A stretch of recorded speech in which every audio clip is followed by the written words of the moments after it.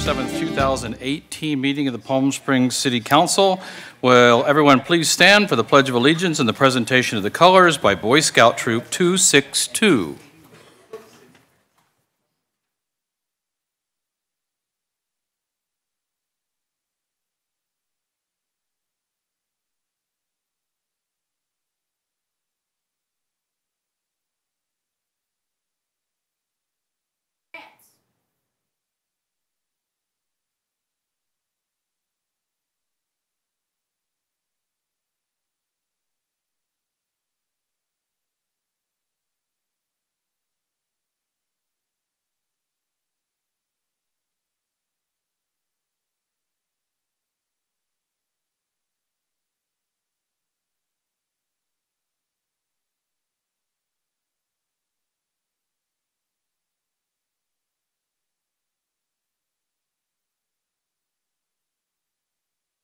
Pledge allegiance to the flag of the United States of America and to the republic for which it stands, one nation, under God, indivisible, with liberty and justice for all.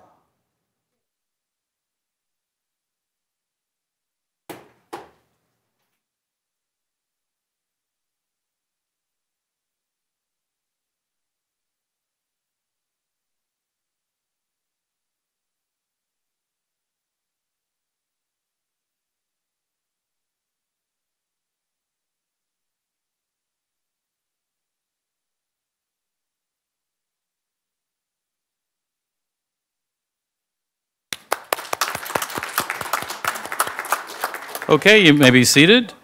Thank you to Boy Scout Troop 262 for the presentation of the colors this evening. City Clerk, could we have a roll call, please? Councilmember Holstedge. Councilmember Kors. Here. Councilmember Middleton. Present. Mayor Pro Tem Roberts. Present. Mayor Moon. Here. All members are present. Thank you very much. City Manager, do we have any presentations this evening? No presentations this evening, Mayor. Thank you. Okay, thank you. Acceptance of the agenda. The City Council will discuss the order of the agenda, may amend the order, add urgency items, note abstentions or no votes on consent calendar items, and request consent calendar items be removed from the consent calendar for discussion. City Council may also remove items from the consent calendar prior to that portion of the agenda. So, anyone have anything they want to remove? Councilmember Holstedge.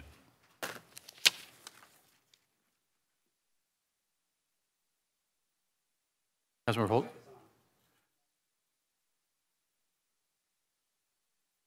Off. I see. I'm usually so good at the technology too. Thank you. I saw that the Palm Springs tourism update presentation is at the end of our agenda.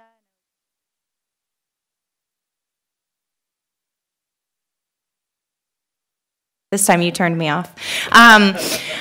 I was wondering if we want to move that to the beginning so that the people here to present that recommendation can do so in front of the public and at the beginning and don't have to wait to the end, though I would defer to the mayor on that order. What's the sense of council? It's fine. We have two.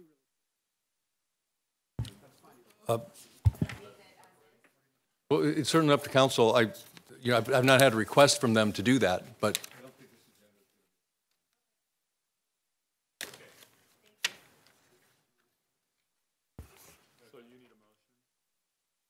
No. So, yeah, can you pull items 1E and, sorry, 1H?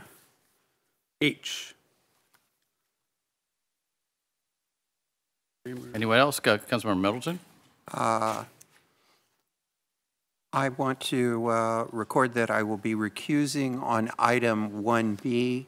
My home is within 500 feet of that property. 1E as in echo? 1B as in boy. 1B as in boy, okay. Councilmember Holstedge? I'd like to pull item 1K as well.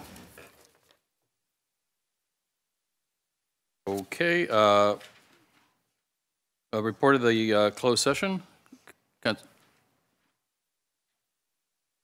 Oh, wait a minute. Do we have approval to approve the agenda with the exceptions of items 1E, 1H, and 1K?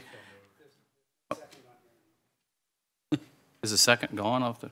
We have, for the interest of the audience, we have total software upgrade, and we didn't have the last one mastered yet. Oh my God, look at that. You can actually go to the... Okay, motion is made by Councilmember Roberts, seconded by Councilmember Holstage. Motion is on the floor.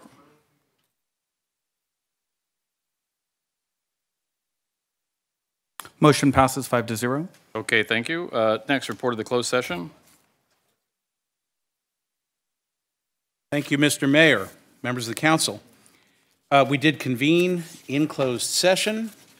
We did consider all three matters noticed with respect to existing litigation.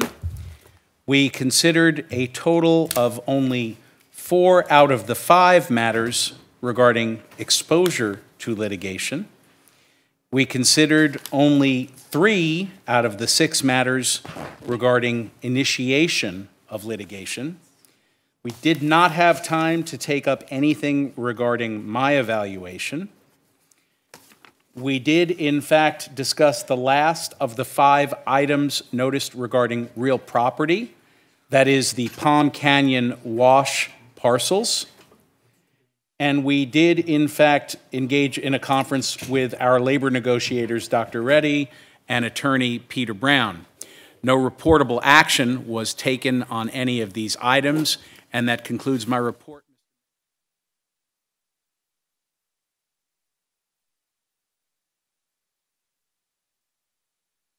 Okay, thank you. Next is public testimony for non-public hearing agenda items only. This time has been set aside for members of the public to address the City Council only on agenda items. 2 minutes will be assigned to each speaker. Testimony for public hearings will only be taken at the time of the public hearing. And general public comments, non-agenda items will be taken later on in the meeting. So our first speaker this evening will be Scott Bilbrey on item 5A, followed by Darrell Terrell on 1E, Scott Stokes on 1C.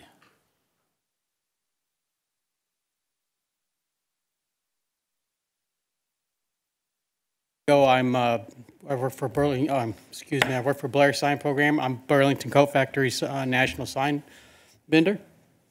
And just a few things to touch upon because it's a basic item. We're working with a trademarked logo. So the heart is 20% bigger than the font, a B of the normal font. And we're just asking to increase that. If you look at the actual size of the letter, there's a lot of dead space in between the B and the, or the heart and the L and the end of the letter. And also that whole facade that's built is built for that size sign. It gives you the 60-40 rule. It makes it more readable, more aesthetically pleasing to the eye. And without getting into all the other details, of which you guys probably heard 100 times, I'll leave it at that. Okay, thank you very much. Next speaker is Darrell Terrell, followed by Scott Stokes, and then Robert Grimm.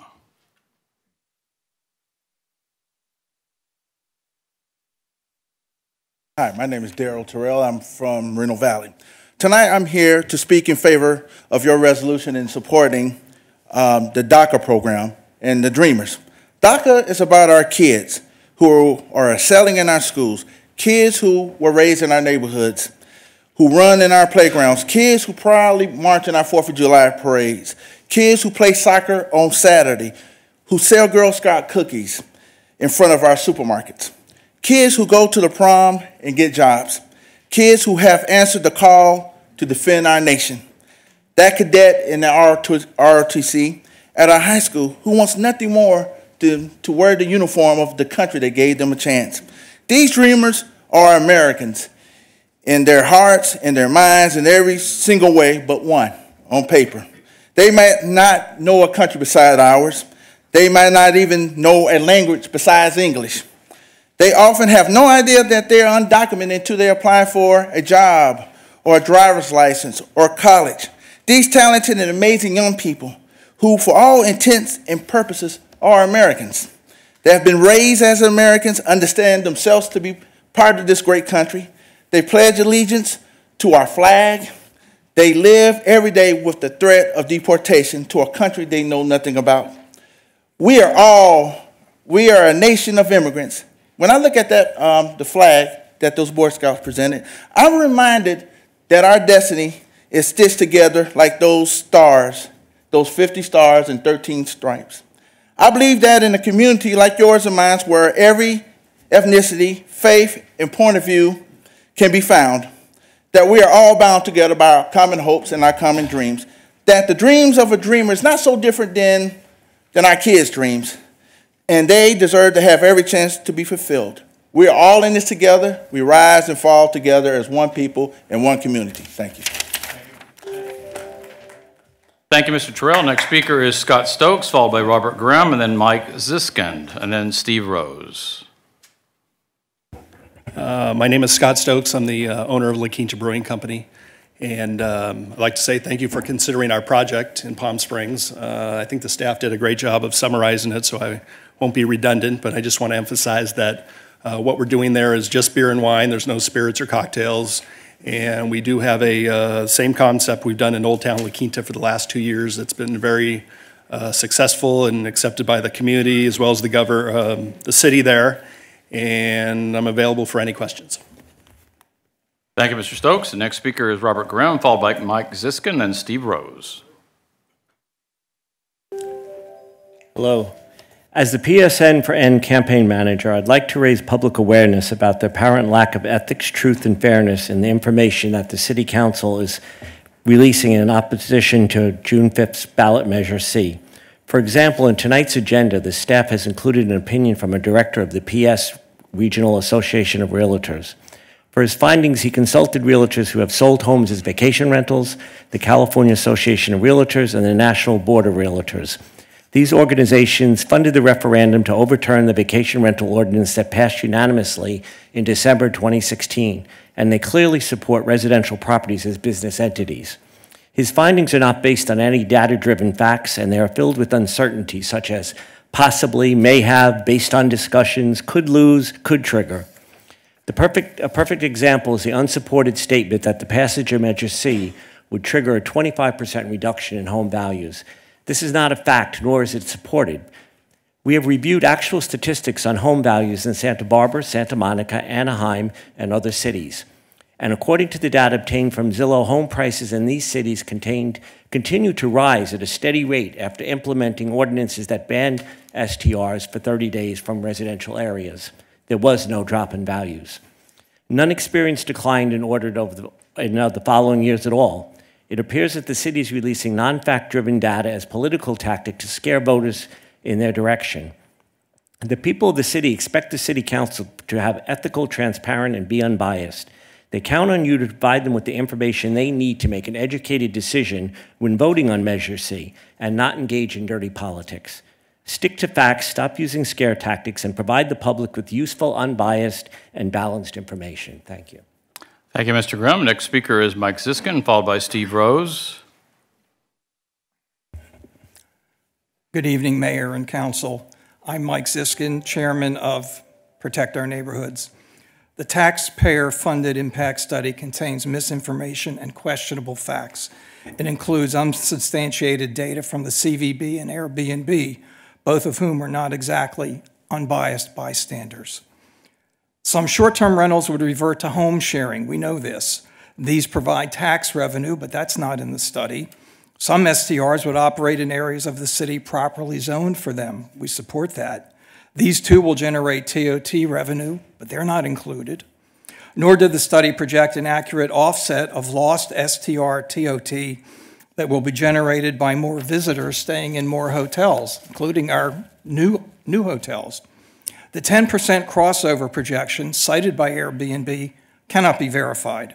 It would be a fairer projection to use a higher crossover, 20% or more, and to factor in how much more hotel guests spend than their STR counterparts, something that our CVB has admitted is the fact. Your actions are turning our neighborhoods into commercial business zones. So why not be transparent enough to admit that the council is either unable or unwilling, or both, to wean the city off of using our residential neighborhoods as cash registers? At least future home buyers would know what's coming next door. I wish I would have. Thank you. Okay, thank you, Mr. Ziskin. Next speaker is Steve Rose, and Jim Franklin, and Kristen Bloomer. Hi, I'm Steve Rose, and a proponent of this initiative. I'm speaking on 5B. We understand that sometimes there can be wording that may confuse, and that's why we included a severability clause in our initiative. This allows any one part to be removed without affecting the whole. I'm reminded of a similar situation where the text of an ordinance seemed to indicate one thing, while the intent was quite another. In this case, it was the current vacation rental ordinance. The council's intent was to ban short-term rentals in rental apartment buildings, but the language in the definition section of the ordinance actually bans short-term rentals from condominiums as well, even those where they are allowed by the homeowners association. As we know, the city has continued to issue permits to short-term rentals in condominiums. They do so despite the wording in the present ordinance, telling them that they must not. In this case, the logical solution was to look at the council's intent and thus be guided as to how to execute the ordinance, so the city ignores the mistake and executes the ordinance's intent. Every petition that was circulated included our intent. Quote, the ballot measure, continues to allow home sharing in all residential zones and home sharing in short-term vacation rentals in multifamily zones, end quote. Intent matters. Legalese can be daunting, even for a city with lawyers on staff. I would like to state that if Measure C passes and is adopted, home sharing would be allowed in every residential neighborhood of the city. Thank you. Thank you, Mr. Rose. Next speaker is Jim Franklin, then Kristen Bloomer, then Bruce Hoban. Good evening, Jim Franklin, representing the Palm Springs Regional Association of Realtors. It's been a busy week. You saw 2 letters that we sent. You didn't have to play an anthem. No, that's one of our additional software upgrades we have. Oh, okay. All right. So, first of all, the one gentleman talked about that we predict prices would drop 10 to 15% if this goes into effect, or if it's actually approved or voted on, Measure C. And that's our estimate. I mean, you know, we're just here. We can't predict real estate. If we could, we'd all be rich. But if you look at the whole valley, the valley is 25% below the peak in 2006. We're now at 106%. We talked about this 2 weeks ago, of the median price in Palm Springs. It was $600,000 2006. It went down to $335,000. It's back to $636,000. Is that artificial? Kind of, because vacation rentals have a play in that. Are vacation rentals the only reason for that? Of course they're not. There's a lot of reasons we've rebounded. However, we could easily go back down that path of losing 10, 15%, and if we go down that path, it'll be a race to the bottom, because people will then get nervous, they'll put their houses on the market, and that could go 20%, to be even with the rest of the valley. That's all we're saying. It's not a prediction, it's just that this is what could happen. The second part of the other letter I sent is, I wrote the letter, but our attorneys, National Association of Realtors, found the flaw that home sharing was said that it would be okay in the petition people signed, and then the ballot measure says that it's not. And we have a lot of clients that do home sharing. They're not here tonight, and I know you say, oh, frankly, you don't have any clients. Well, I don't really, but Tammy has. We have 18 escrows going right now, so Tammy does all the work. I sit out back and smoke a cigar or whatever, but I know I'm about out of time. But anyhow, you have our letters, you've got that. I'm gonna hang around here, even though, let's just approve the signs and move on so we can get to this. Time's up. He's cutting me off. Time's up. Okay, next speaker is Kristen Bloomer, followed by Bruce Hoban. Right now I'm showing, is Mr. Hoban our last speaker? If anyone else wishes to speak, okay, please put a card in now. Hi, good evening. I am here to speak about item F. It's the consideration for the new contracts with the landscape companies for the city parks. And I'm here kind of representing AYSO. My son plays soccer over at DeMuth Park, and our AYSO president of the board received a letter from Vicki Olteen that they were going to do the reseeding process starting in the middle of October, and the fields would be unusable till the beginning of December. That covers almost the whole entire soccer season in the fall. So I don't know what we're supposed to do about using the soccer fields during our scheduled season. And I don't know if she consulted with the stakeholders as far as who uses the park. So I would just ask that maybe you guys could direct staff to consult with AYSO and figure out maybe a better schedule for the reseeding. And I don't know if that means dealing with a landscaper that would know how to properly reseed during maybe not the most ultimate time of the year, and try and figure out an alternate schedule so we can use the park during the soccer season. Secondly, on another note, I don't know if you guys know this, but in the middle of the soccer fields, there's these very hard plastic valve covers that we have to sign off on an agreement that we're okay with our kids playing with these in the middle of the field, just in case they fall down and hit themselves. So I don't know if there's any way of moving those around or doing something with that as well. It's our only place to play soccer in Palm Springs, and a lot of people have left Palm Springs soccer to go play over at Cathedral City Soccer Park because they actually have a official soccer park over there with better fields. Anyways, that's my 2 cents about that, and I just hope that the park staff can talk to the AYSO people. Thanks. Thank you, Ms. Bloomer. Next speaker is Bruce Hoban, followed by Marla Malaspina. Good evening, Council. Good evening, staff. 3 quick things. Number 1, we talk about what happens if we get rid of all the vacation rentals in Palm Springs. What does happen to that housing? Okay. For your consideration, I've submitted the U.S. Census data from 1990 through 2015. Essentially, it says that if you follow the pattern, that 26% of our properties in town right now are rented full-time. 38% are owner-occupied full-time. 36% remain vacant. Vacant includes things for sale, second homes, they're not occupied full-time, okay? If we follow that pattern and we apply these 1,400 to 1,800 units we're talking about, this is in general what's going to happen. So this idea that everything's all going to be filled up with families, okay, is not going to follow this pattern, and that's something we need to rely on. Number 2, I'd like to comment that the latest economic tourism was revised last week. It now says that, we think that 14% of the condos would be left. Somehow that's going to produce. The back room just said they're having trouble hearing you. I'm really sorry. 14% of the condos would be left. And somehow that's going to make up this really large TOT number. We disagree. We'd like to look at that again, please. We think that we should just pull all 400 TOT reports for these properties and find out how much these condos are actually producing. Number 3, as you know, the council has an option to provide a rebuttal, okay, after they have submitted their first arguments against. I've been told by our attorneys that I need to formally tell you that I am one of the people who will be willing to help write that rebuttal along with 4 other parties should the council not to choose not to write the rebuttal themselves. Thank you very much. Thank you, Mr. Hoban. Next speaker, and our last speaker who's requested to speak so far, is Marla Malaspina. Anyone else wishes to speak, you need to turn a card into the city clerk now, please. Hello, I'm Marla Malaspina with Palm Springs Neighbors for Neighborhoods. I just wanted to follow up on what Rob Grimm was discussing regarding property values. And there's a couple copies of this chart that we made.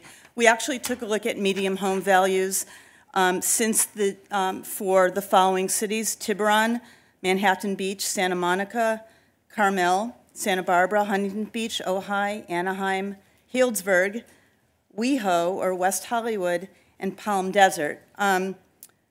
So we did a graph on medium home values based on Zillow statistics from the date that ordinances were put into effect that in effect banned short-term rentals in their residential areas.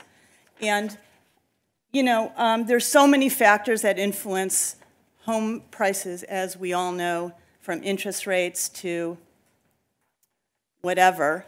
But, I mean, one thing that's clear from this graph, and there is certainly no correlation to, we can't presume a correlation to the ban on this, but one thing's for sure is that none of these lines show a decrease in property values. Whether that's correlated to a change in the ordinance, we don't know. But it's just something we picked up, and there were plenty more examples, but these were the 10 that fitted on this page. None of the ones we looked at showed a decrease in property values, although that's something to consider. But thank you. Thank you, Ms. Malaspina. Any other speakers, City Clerk? Seeing none, we will close the first public testimonies. Next item, City Council Subcommittee and City Manager's comments and reports. This time is set aside for the City Council to provide additional general comments, reports, and announcements. Additionally, this time is set aside for the City Manager to update the City Council on important items initiated by staff or previously requested by the City Council. City Manager, any comments? David?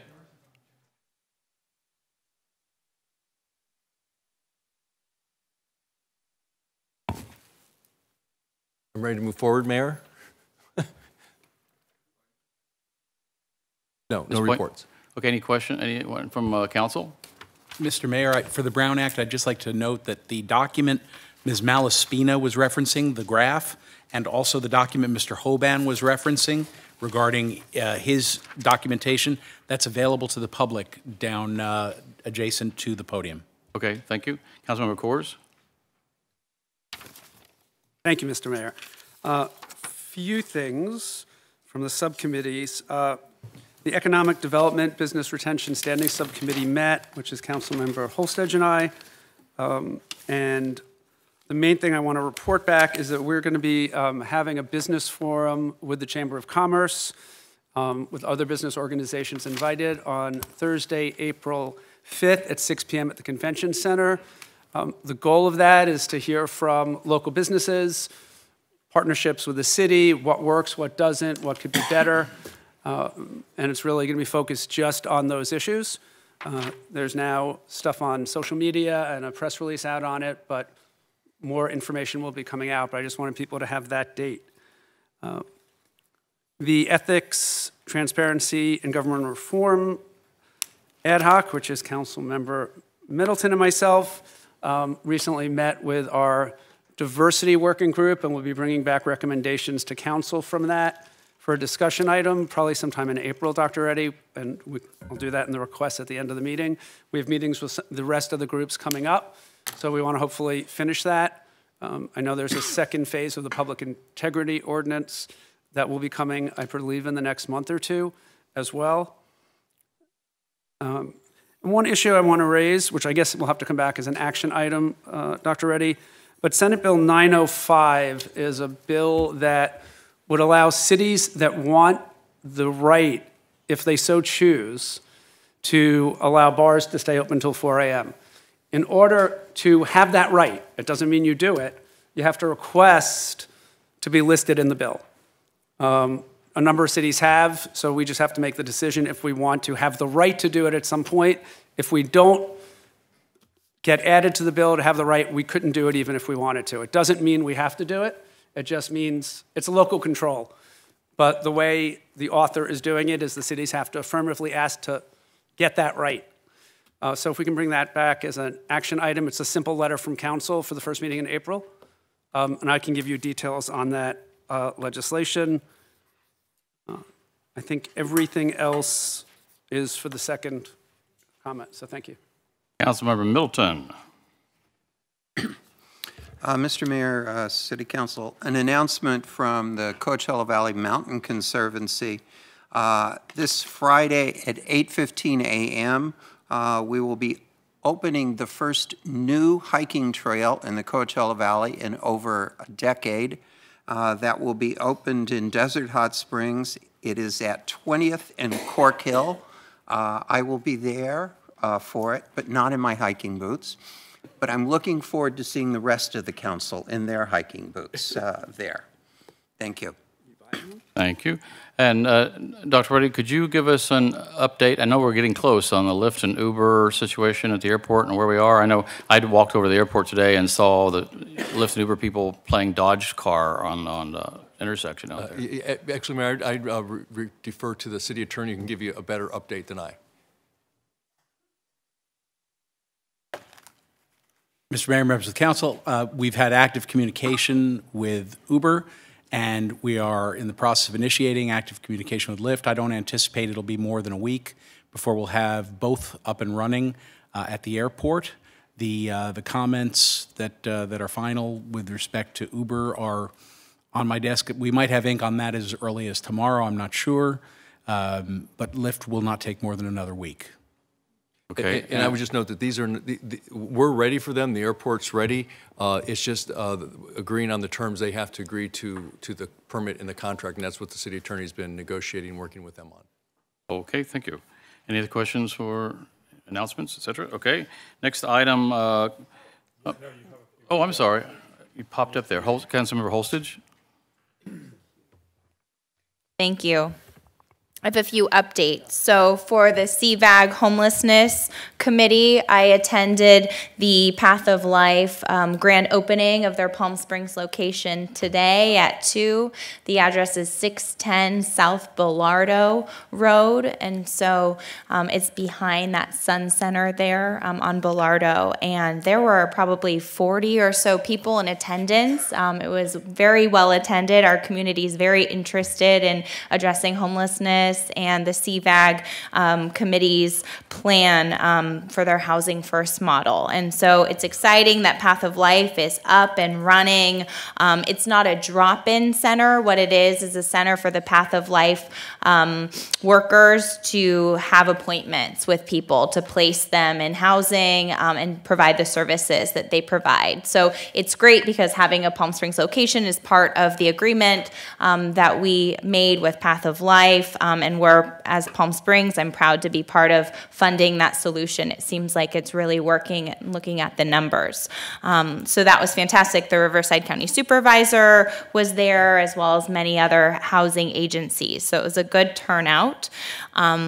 For our city's subcommittee on homelessness, Councilmember Kors and I have an ad hoc committee to meet with different agencies, and we met with the county and Path of Life to talk about options for a fire station that was owned by the county that the city has since leased, to look at options to use that facility to provide housing for people who are homeless in Palm Springs. And so that was a good meeting, and we're very excited, and it sounds like the county is interested in doing that work with us and Path of Life. And at this point, their idea is Path of Life's recommendation based on the facility itself and the need was to possibly look at providing respite care for people who are out of the hospital. Oftentimes people who are hospitalized who are homeless are then pushed out back on the streets and have nowhere to go and recover, and it's a public health issue. And so this could allow people a place to recover and receive wraparound supportive services so they can stop the cycle of homelessness.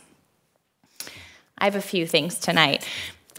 One other issue that I wanted to bring up to the council is that the Trump administration and the Interior Department has provided this plan to target the California desert around our community for energy projects. And so you've probably seen in the news that they want to revisit that desert renewable energy conservation plan that our community just worked on, and it's supposed to be a 10-year plan. And so comments are due to the BLM March 22nd. And so our next meeting is March 21st. So Dr. Reddy, I'm wondering if we could put that on the agenda so that the council could consider providing written comments to that administration about protecting our surrounding ecosystems in the desert here. I think that might be an important action for us to consider. The last thing I have is that I visited the LIFT headquarters. They invited me. I went up to Stanford to give a speech about women in politics since I went to school there, and LIFT invited me to their headquarters, and I met with their director who's handles transportation and health issues for that company, and we talked about ways that they're partnering with cities and healthcare districts and healthcare providers to provide better transportation and more efficient and cheaper transportation for a lot of healthcare districts and hospitals and things like that. So it was really interesting, and I posted it on Facebook, so I wanted to announce it in the public meeting that I had done that, and I'm going to move forward, and I'll share information with staff about those available programs and share them around the Coachella Valley, because they're doing this work, and it would be great to have them doing it here as well. That's all I have, Mr. Mayor. Thank you. Thank you, Councilmember Holstage. Mayor Pro Tem Roberts. Thank you, Mayor. And speaking of inexpensive and better forms of transportation, we kicked off the CV Link, the first leg of the CV Link, after our last council meeting. And I was there to represent the city of Palm Springs because the mayor and we had too many events going on that day. Council member Middleton was there as well. She could make it. And I'm happy to report that it was a huge success. There were hundreds of people there to kick off this first run. And we had representatives of every major city in the valley except one. Rancho Mirage was not present, not surprisingly. But the CV Link is off and running. And if you haven't seen it, and if you haven't been to it, it's worth it. So it's right pretty much at the top of Vistachino, right above Gene Autry, pretty much right at the entrance of Osina. And it runs for about 2.5 miles, and it's worth going up there with your bike or walking it. It gives us a glimpse of our future in a way that we are now going to join the cities of the Coachella Valley, finally. I also wanted to say that if you haven't yet gone, please go see the model for the new downtown furniture and trash cans and bike racks and newspaper racks.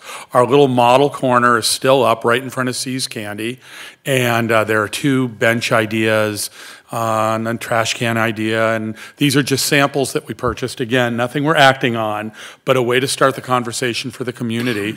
I can tell the council, if they don't know, we've gotten a lot of reaction, as we would have expected, a lot of opinions, a lot of ideas all over the map.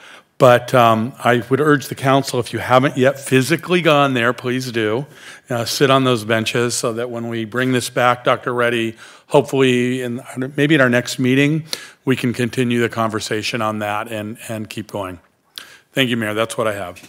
Thank you, Mayor Pro Tem. Councilmember Coors. Thank you, Mr. Mayor. Just 2 more things. I want to just add on to Councilmember Holsted's talk about our meeting on the fire station. Because one of the things, so I want to make sure staff knows this, by doing this kind of facility with people who are discharged with no place to go, the cost reimbursement from government will make that, one, a self-sustaining program with no additional government funds from the city or CVAG, and actually probably provide some revenue that can be used for other homeless-related services, and which is, as a result of insurance payments that we'll receive. And given that the location is one that only has, I think, a bus go by twice a day or something, it's not good for a permanent kind of housing solution, but people who need that kind of care, it's the perfect way to do it without any cost to the city. So I just want to make sure you knew that so you didn't get nervous that we were going to move forward with this without funding.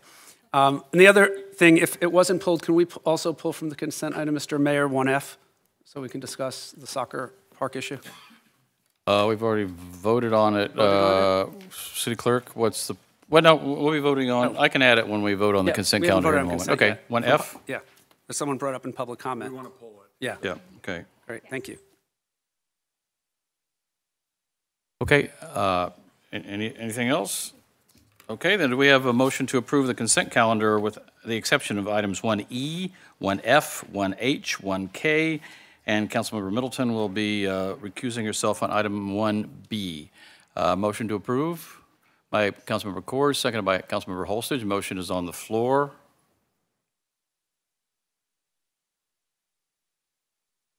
Motion passes 5-0.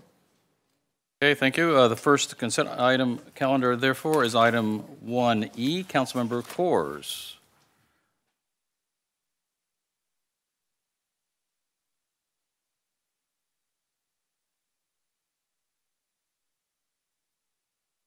Who's going to speak? Whoever's going to speak, push your button.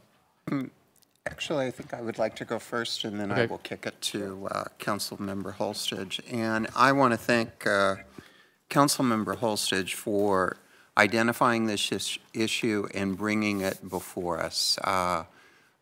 It is absolutely tragic that our nation has, in Washington, D.C., left an entire generation of individuals at risk of deportation because of the inability of our leaders in Congress to forge consensus and come to an agreement over a rational immigration policy. And who is being held hostage are these children and so many families and others. I want to go on record in support of the Dreamers in our community. Councilmember Coors? Oh, you were the next in queue. Well, okay, Councilmember Holstage then? Thank you, Mr. Mayor. So just for the public, and I'm glad we pulled this, and I was actually talking to someone earlier today, and they said only in Palm Springs would a resolution to support Dreamers and comprehensive immigration reform go on the consent calendar. Because it's just the regular business of our city as opposed to being a huge discussion. And so I want to thank our council for being on that same page there.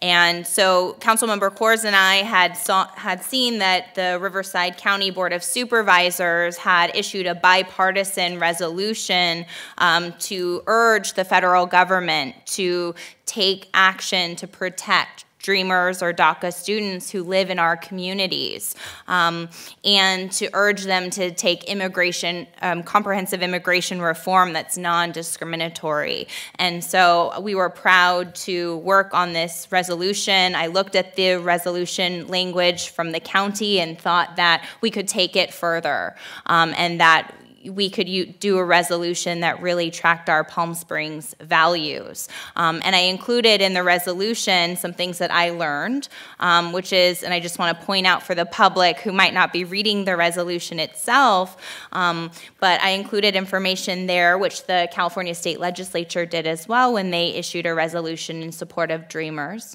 that the Institute on Taxation and Economic Policy has reported undocumented immigrants in California paid $2.2 billion in state and local taxes in 2010, including $1.8 billion in sales taxes and $302 million in property taxes. I think that's important for Palm Springs. And when some people say, why are you doing federal issues in Palm Springs at the local level, it's because this is a economic issue for our city. This is a public safety issue for our residents. I represented domestic violence victims here in Palm Springs, many who are undocumented, and they would not call the police for fear of being deported. And this is a real public safety threat for our community. And so that's why we brought this forward for our council to address and to state our position. It's an economic issue. It's, like I said, it's important for the diverse and meaningful community. I also included language there that we're supportive of and will ensure continued compliance with the California sanctuary law. At this point, California is under attack, and you know, we need to stand with our state and be a model city for civil rights for all of our residents, regardless of immigration status.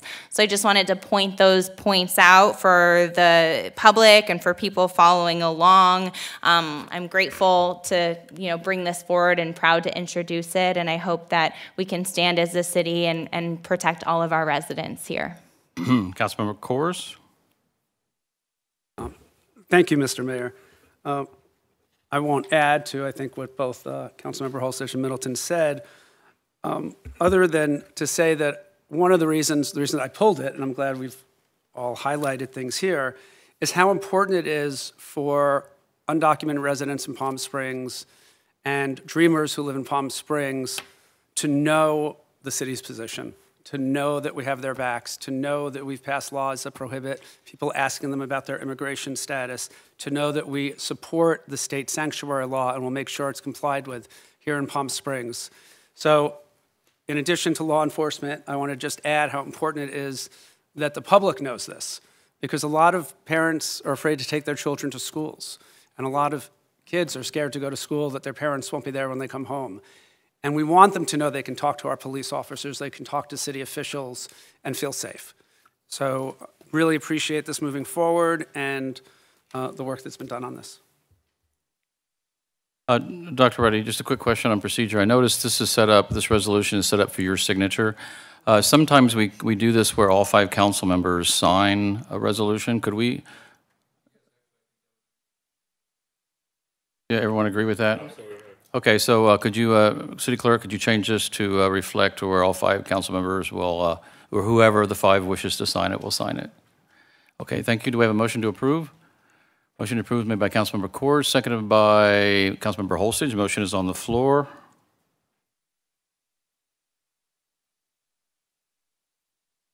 Motion passes 5-0. Okay, next item, item 1F, authorized invitation for bids for landscape grounds maintenance services, and this was pulled by Councilmember Kors. Thank you, Mr. Mayor. So can we just get some more information on that? I think information may be coming forward. Stacy, thank you. Stacy, you are moving information. We're glad you are here. Thank you. Just to be clear, we do not have official soccer parks at DeMuth. We have baseball fields that were designed. Speak right into it. All right. We have baseball and softball fields that were designed as part of DeMuth Park. The soccer fields were not actually designed to be soccer fields. They were an acceptable use of space that had, was just park space at the time. And the leagues that have come in are aware of that and have worked around that, which is why there are irrigation caps and controllers. Those are the plastic things she's talking about. As far as the overseeding, that is the time to overseed. And unfortunately, yeah, there is an 8 weeks. It hits all of our parks citywide. We have made adjustments and accommodations in previous years, and the seed doesn't take. We have to come back at a decent expense and regerminate. And we also have complaints from the same leagues that when we scalp too late or too early and it doesn't come back, it's really rough turf and it's hard for the players.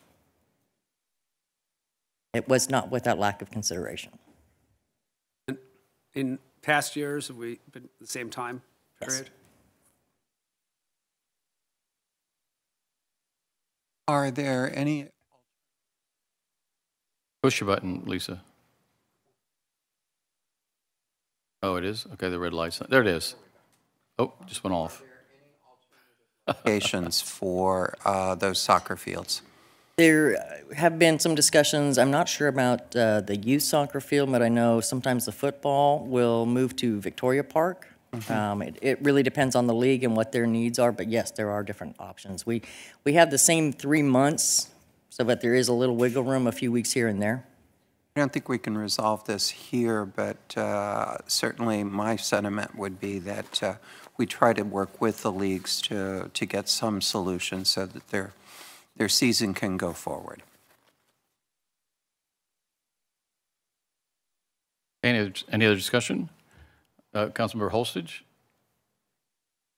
I was just going to agree with Lisa and Councilmember Middleton. I would like to see us work to a solution that the kids can still play soccer, and so you're the expert, but we can talk about how we could do that all together, and maybe it would just be sitting down. So I appreciate the information, and I agree. Mayor Pro Tem Roberts. Thank you, Mayor. Stacy, I sense the conflict and static that you're dealing with this on this issue, trying to make everybody happy. Is there any way we can help you with that? We'll figure it out. Okay. If you need our help in any way, talk to Dr. Reddy, and if we need to bring something forward or do something, let us know, rather than just sort of dumping it on your head, okay? Understood. Thank you. Okay. Okay, thank you. Motion, do we have a motion to approve item 1F? Motion approved made by Councilmember Middleton, seconded by Councilmember Holstage. Motion is on the floor.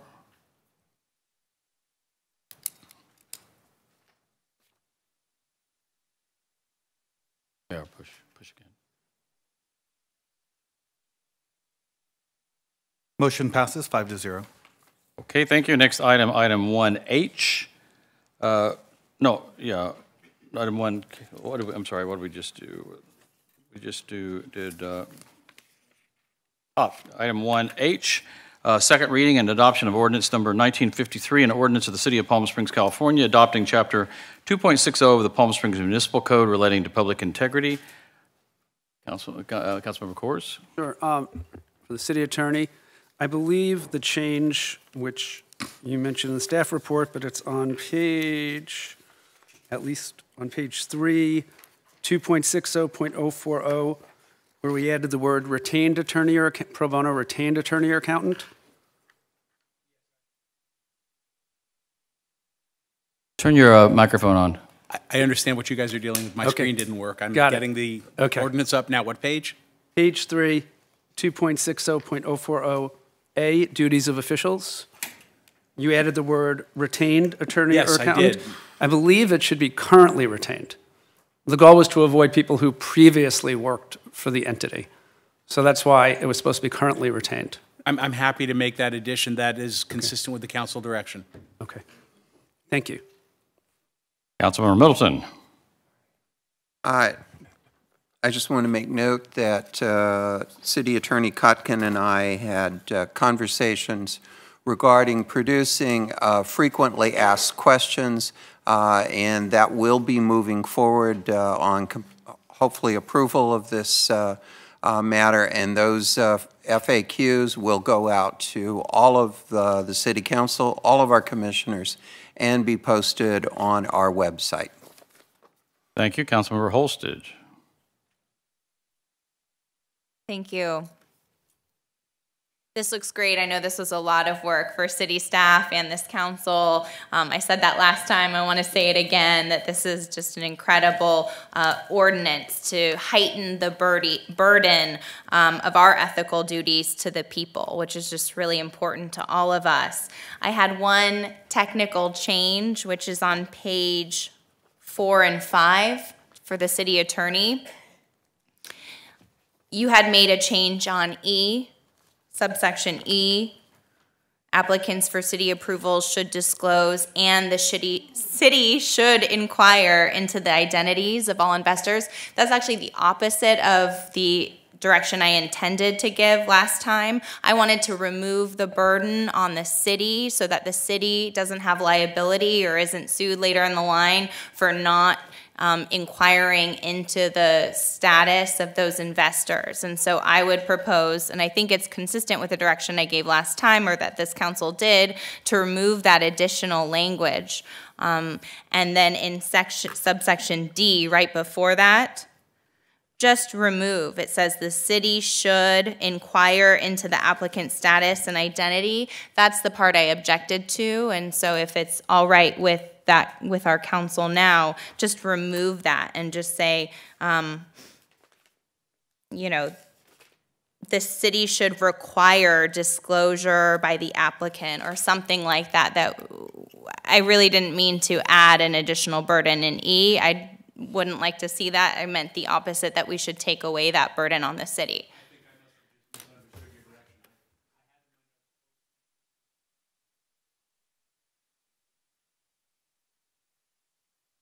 Sure. Thank you. Mayor Pro Tem Roberts. Thank you. Question on the same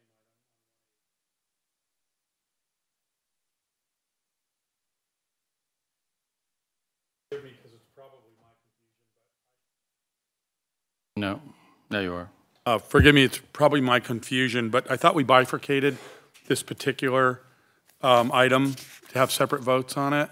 And we did on the first reading, but with respect to second reading, I don't have a mechanism to do that. I talked about the potential for two ordinances coming back separately, but I did not do that.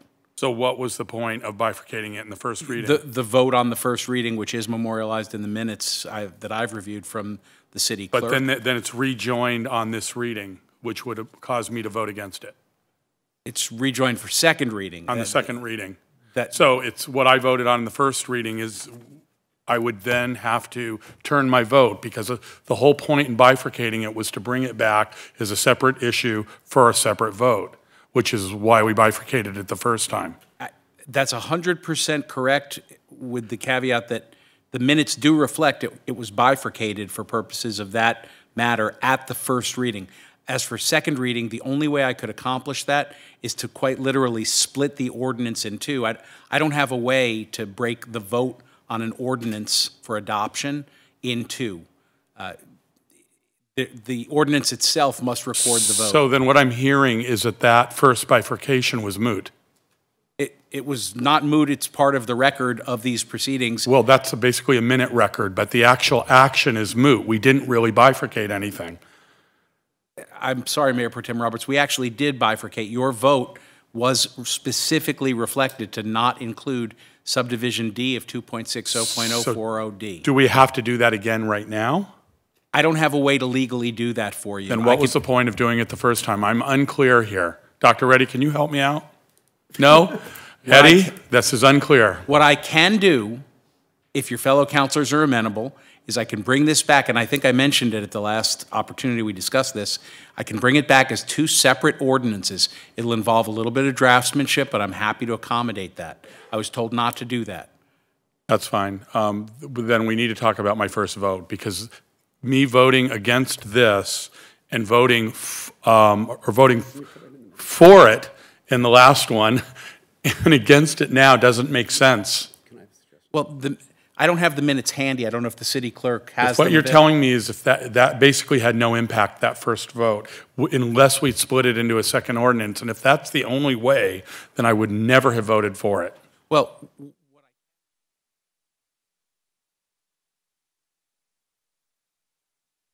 what I can offer is that these proceedings, like any other, have minutes. And if you wish to note your exception to that provision, the minutes can note that exception to that provision of the ordinance, but the adoption of the ordinance is going to be reflected on the actual ordinance itself. So I don't have a solution for you there.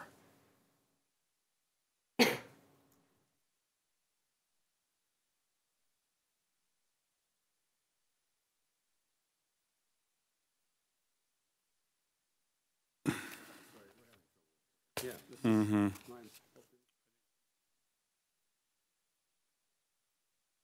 Okay, where are we? We can't pull it according to the council, to the attorney.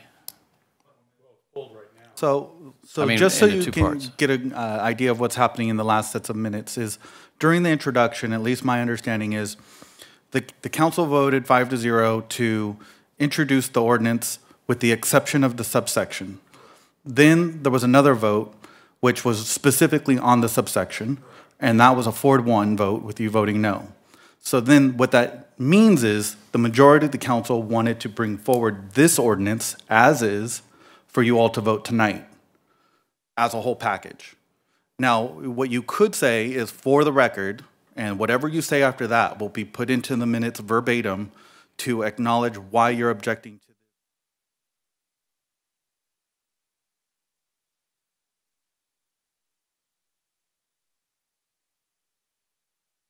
So you can say for the record, and in verbatim, it will indicate what it is that your objection is. And then if you then decide that you still want to vote no on the ordinance, that will be reflected as well. And for what it's worth, if you choose to do that, Mayor Pro Tem Roberts, the minutes of this proceeding will be identical to the minutes of the last proceeding in reflecting your opposition to that provision, but joinder with your colleagues in approving the ordinance. In this instance, it's adoption, with that note that you disapprove that section. It's not what I understood it to be. My understanding in a bifurcation is that it would be a separate issue. And I guess what that meant is it required it to be a second ordinance. If it wasn't, if we weren't going to do a second ordinance, then there was no point in bifurcating it. There was no way to do that. And I thought I raised that exact issue at the last meeting when we considered this, and if I didn't do that satisfactorily, I'm sorry. It can be done if you wish to table this matter. It can come back as two separate ordinances. Okay, that's fine, thank you. I will be voting against this because I was unclear on what our last action was because there was clearly no point to that action. It didn't have any material effect, and so that's what's clear to me tonight. So I will be voting against the second reading, unlike my first vote for it, because of one specific issue in it, and that has to do with D. Where is it? It's D. Yeah. 60040D, if memory serves. It's on page 4. Yeah, that one. There it is. Yeah, so it's item D, which would cause any council member who also serves on any board to not be able to vote on any issue pertaining to that board, or would have to, their alternative choice there is to get off the board. So I still do not support this. I still think that it creates its own conflicts for us as serving the public as council members. So I will be voting against this ordinance because of that. And I'd note, I agreed with Councilmember Roberts when we had the first discussions on this. However, the art of compromise, there have been so many other changes made that I appreciate being made that I'm willing to compromise on this issue and accept it. So I'll be supporting it. Yours not working. Okay, do we have a motion to approve item 1H as amended? And City Clerk, you have all the amendments noted, I assume? Okay, thank you. So motion to approve by Councilmember Kors, seconded by Councilmember Holstage. The motion is on the floor.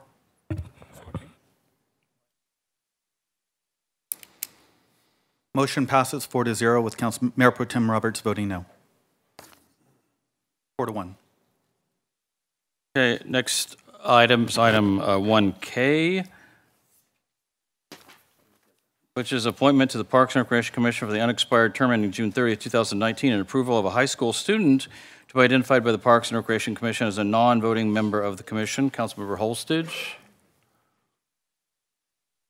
I just pulled this to quickly urge the public to apply for the Parks and Rec commissions and other commissions. We have a lot of vacancies, and we really are looking for good, committed people to serve our city. It's a great way to be involved.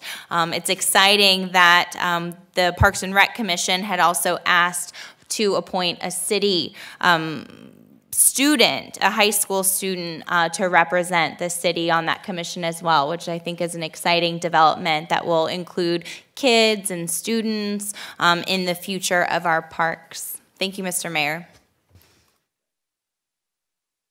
Thank you, Councilmember Holstage. Okay, do we have a motion to approve item 1K by Councilmember Middleton, seconded by Councilmember Holstage.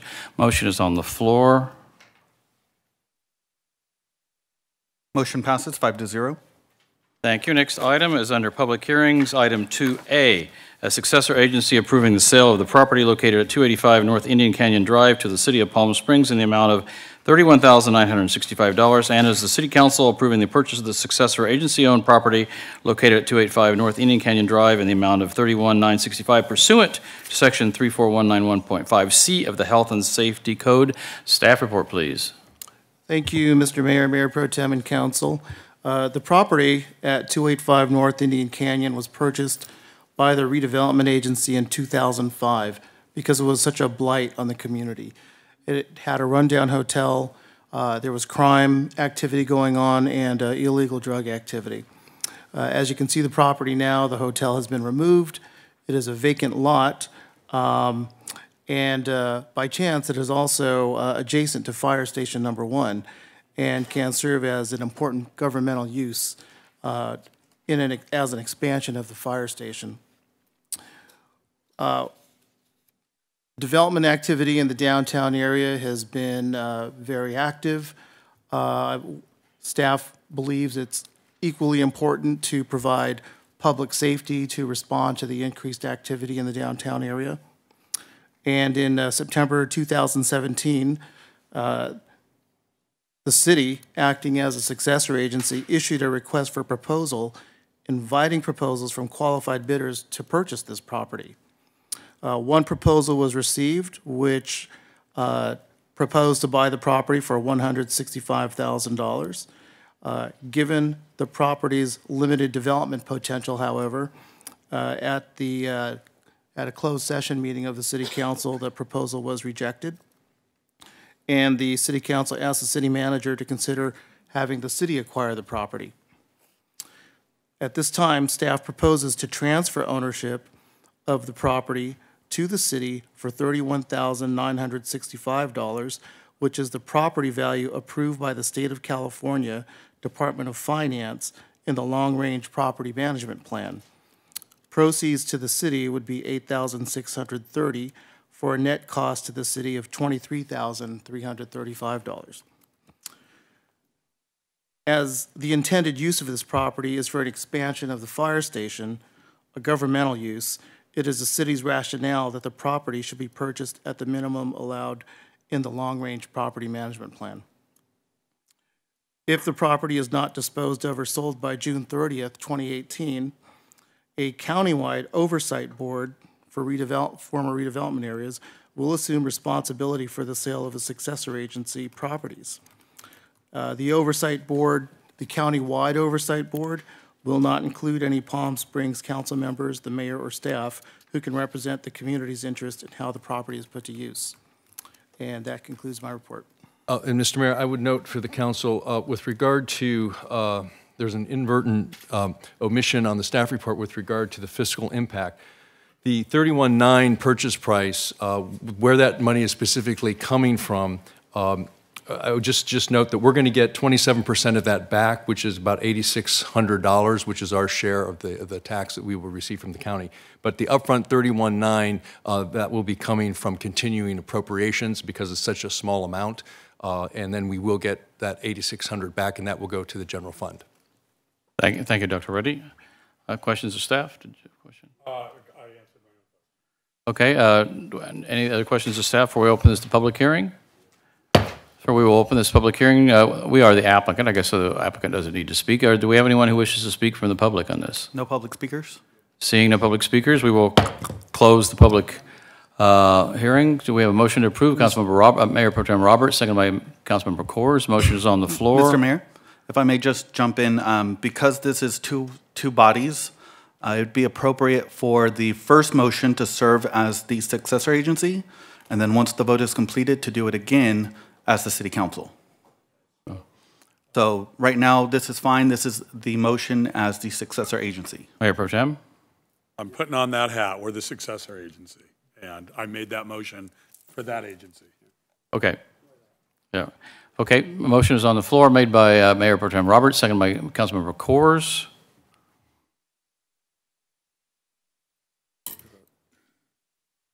Motion passes 5-0 as the successor agency.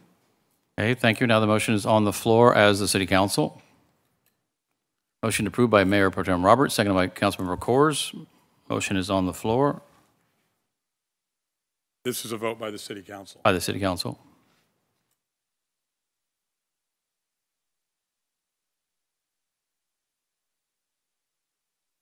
Motion passes 5-0. Okay, item 2B, which is the operating covenant for the Auberge project. We have a staff report, please. A staff recommendation. Mayor, this public hearing will be continued to another time. Okay, we don't need to vote on tabling this, That's do we? correct. I would ask you, Mr. Mayor, to please open the public hearing and to continue the public hearing until a date certain so that we don't have to issue another notice in the newspaper. That'd be helpful. No. We want to republish. You want to republish? Oh, we're going to republish, sorry. Okay, so we will move on. Next item, item 3, legislative, none.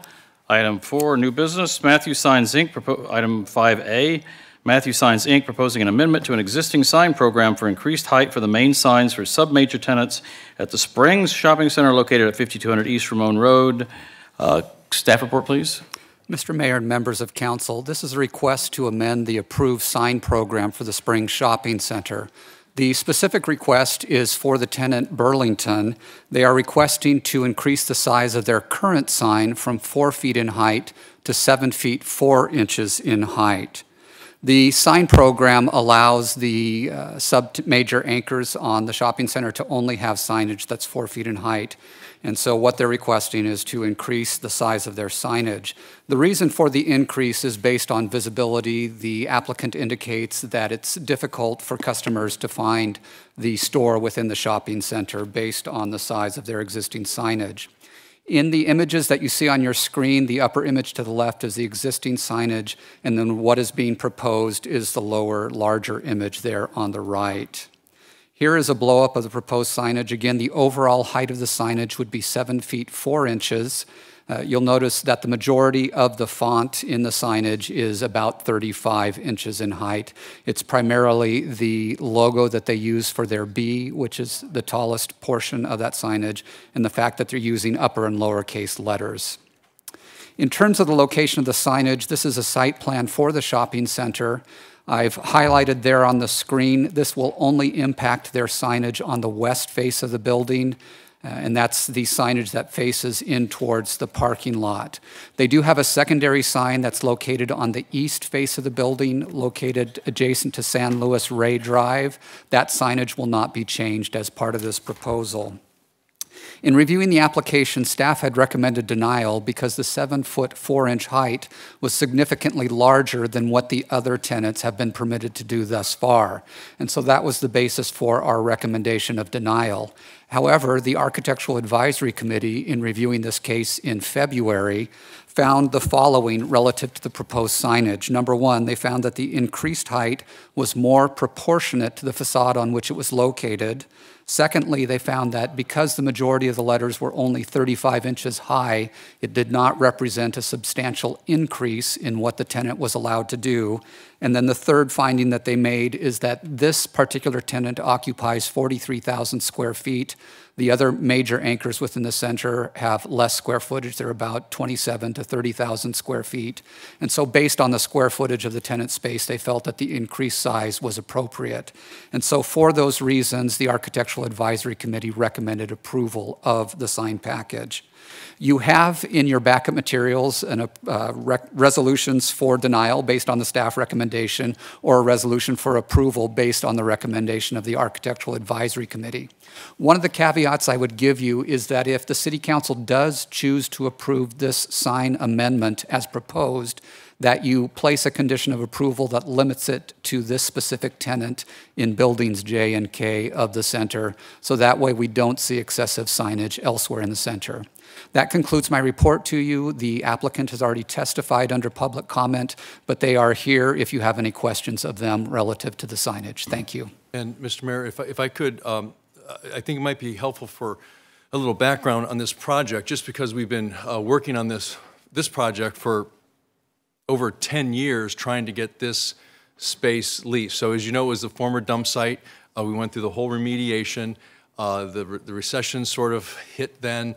This was one of the last large spaces that was a holdout that the owner could not get rented. So it was sort of a victory to get Burlington in, particularly since it moved from another jurisdiction. So if that helps in your decision, I just thought it might be important for you to have that as background. Okay, thank you, City Manager. Councilmember Coors. Thank you, Mr. Mayor. What was the vote at AAC? At AAC was a unanimous vote. So all 7 members were in support. After listening to their debate, is the staff recommendation, would staff recommendation be the same as to deny it to the council, putting aside theirs? We, again, still feel that it's much larger than what would be permitted elsewhere in the center. As I had indicated, if you choose to approve this, I would like to see a condition that it's limited just to this particular tenant. And just looking at the size of the retail spaces, there are some, I mean, is this bigger than the Home Depot space? Sorry? Is this bigger than the Home Depot space? No, it's not. Okay, so, right. And what is their sign size? The Home Depot sign size is 6 feet in height. However, it's approximately 430 square feet in area. It's a much longer sign than what Burlington is proposing. Okay, those were my questions. Thank you. Mayor Pro Tem Roberts. Thank you, Mayor. Flynn, I'm sorry I didn't ask this of you earlier. I frankly just read this today myself, but do you by any chance have images showing the proposed on the face of the building as well as what would normally be allowed? Unfortunately, I don't. If we could go back to the PowerPoint. If we'll just give this a minute.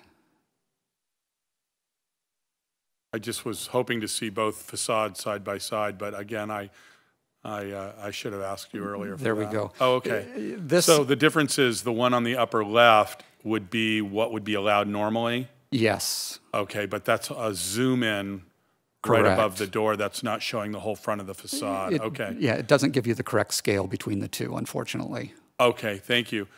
And my only other question, and I think you made it clear when you were answering Jeff's question. Well, this would not if we were to approve this and we made it specific only to Burlington and Burlington in this location, it would not amend the rest of the signage program, correct? That is correct. It's a special finding that we're making just because of this location and this particular user. Yeah, if you specifically put a condition of approval to that effect, yes. Okay, thank you so much. Councilmember Middleton. At the last city council meeting, we had a sign program come to us, again, directly from AAC, and I certainly raised the question that I believe this properly belongs at the Planning Commission. They have the expertise in this area, and I'd like to know when we will receive a revised sign ordinance that will allow us to take a vote on moving these matters back to the Planning Commission, preserving the right of city council members who are opposed to a decision or want to review a decision of the Planning Commission to call this matter up, or a matter up. And Councilwoman, this was, we were not able to get on this agenda. This sign was in the queue that you have here before you, so our hope is to get it at the next agenda, and I presume the city attorney can help to accommodate that time frame. Yes. Thank you. Okay, I'm normally concerned about precedent. In this case, we're setting precedent, but considering the size of the store and the location, and it's not downtown, so I would tend to support this because I'm very grateful. I went to their ribbon cutting. It's a beautiful store. We're really great to have them here in Palm Springs, so I'll support it, but we'll have to be careful and be prepared to address the other stores when they come to the Planning Commission asking for bigger signs. Because we are setting precedent. Councilmember Kors, did you want to speak again? Wait, what's happening? These. We're good. Thank you, Mr. Mayor.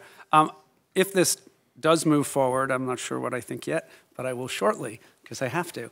I do think we need to be very clear that it's limited to this store.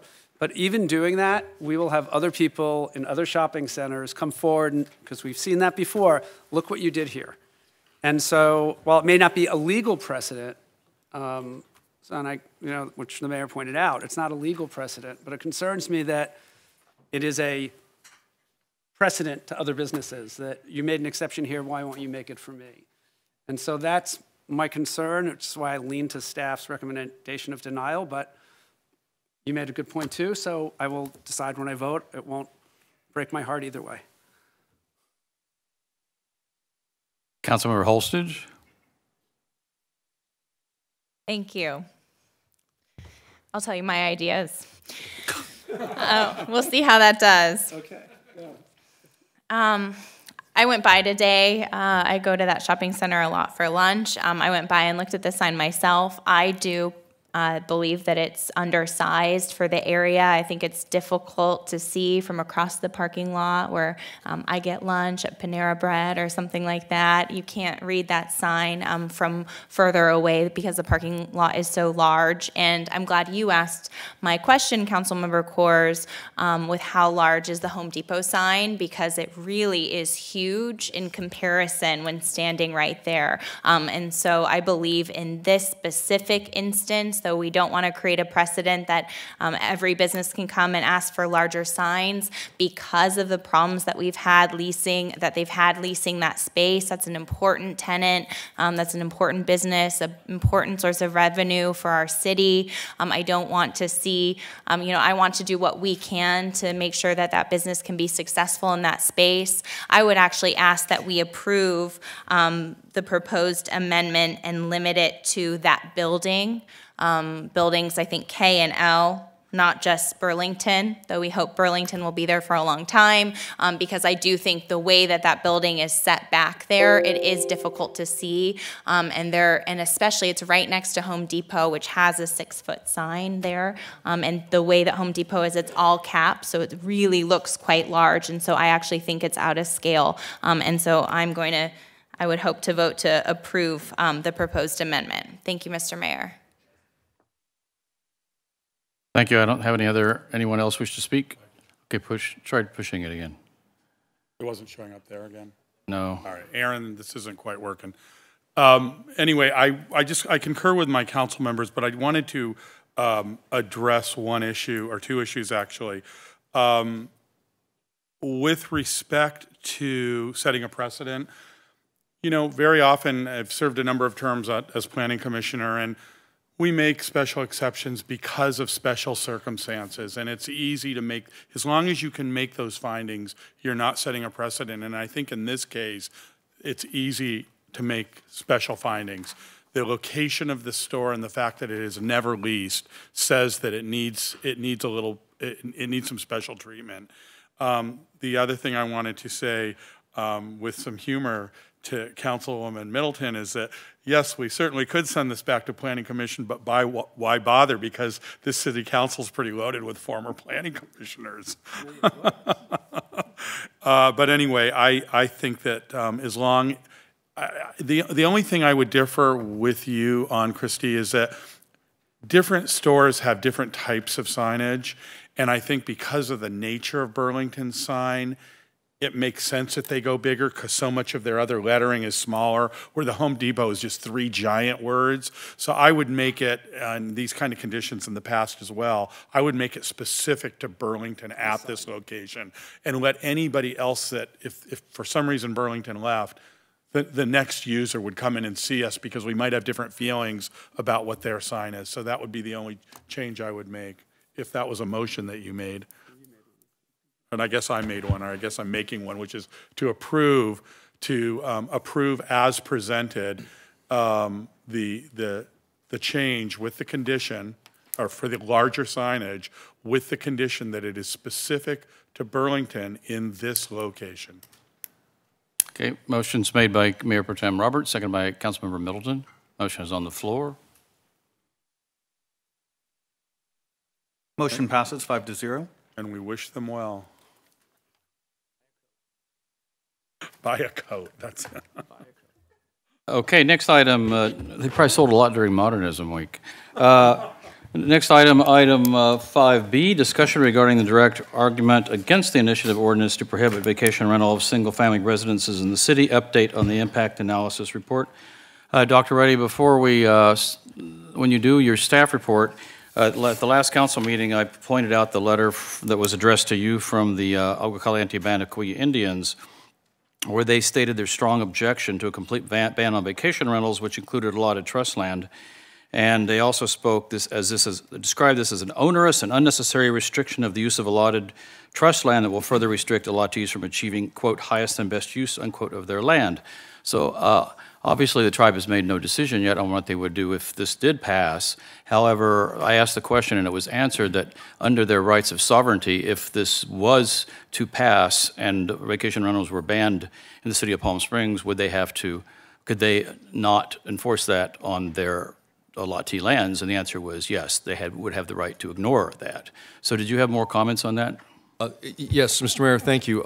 As you can see, there's 5 actions. I'm going to address the first one, and the city attorney and the city clerk will address the other 4. But with regard to the chart letter specifically on the tribe mayor, yes, what we do know, we found out from the tribe office, is that of our approximately 1,800 and some vacation rental units, approximately 770 of them are on allotted land. So yes, if in fact the tribe will not recognize this measure, even if it passes, it would create a significant problem for us in terms of enforcement, because we'd have a city that would be very, very mixed with regards to permits, what's permitted and what's not. That being said, there is a map that we can show you here.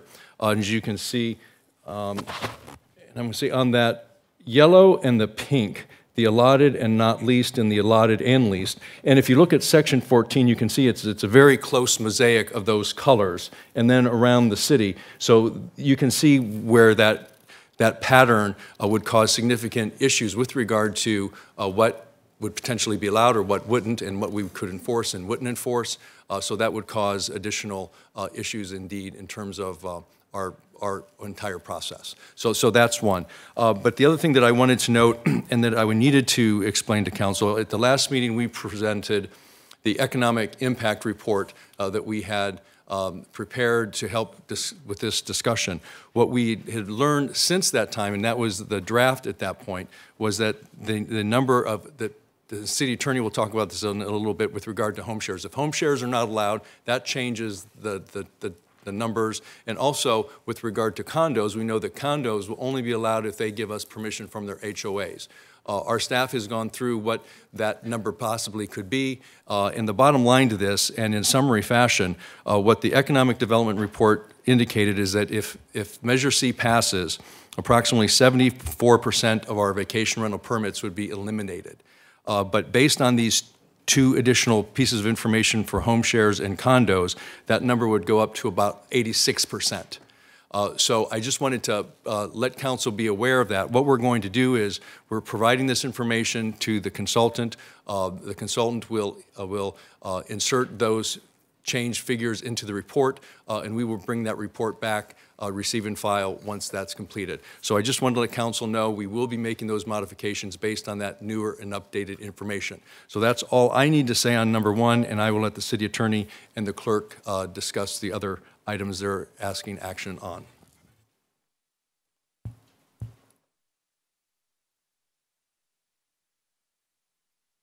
Mayor, members of the council, you've heard, and I should note for the record, so that it's complete, Councilmember Holstage, who has previously declared a conflict of interest with respect to family income interest in vacation rental here in the city, has recused herself and absented herself from the chamber. And with respect to the remainder of the points, I'll just note that now's your opportunity to give direction to the staff. There is an existing subcommittee, and you'll talk about that to your satisfaction. As to execution of necessary documents, you will be asked, if you choose to support that opposition statement, you'll be asked to sign, and you'll be giving yourselves authorization to do that. With respect to the ad hoc subcommittee to author a rebuttal argument, you've already heard a member of the public offer services to engage in that service. If the council doesn't choose to do it itself, you can discuss that, and you should. And finally, any documents related to the rebuttal argument would be submitted. I will speak, as Dr. Reddy alluded to, my very brief comments in the staff report regarding the home share issue. There is a conflict in the ordinance as it's been submitted by the proponents, and the conflict is that certain portions of the ordinance as drafted point in the direction of the home shares that Dr. Reddy alluded to being illegal, and certain portions of the ordinance point to home shares not being illegal, being absolutely legal. And that is a conflict on the face of the ordinance. It's noted in the staff report, and I'm here to answer questions if you have any about that. I think that concludes my verbal report at this point, again, unless there are questions.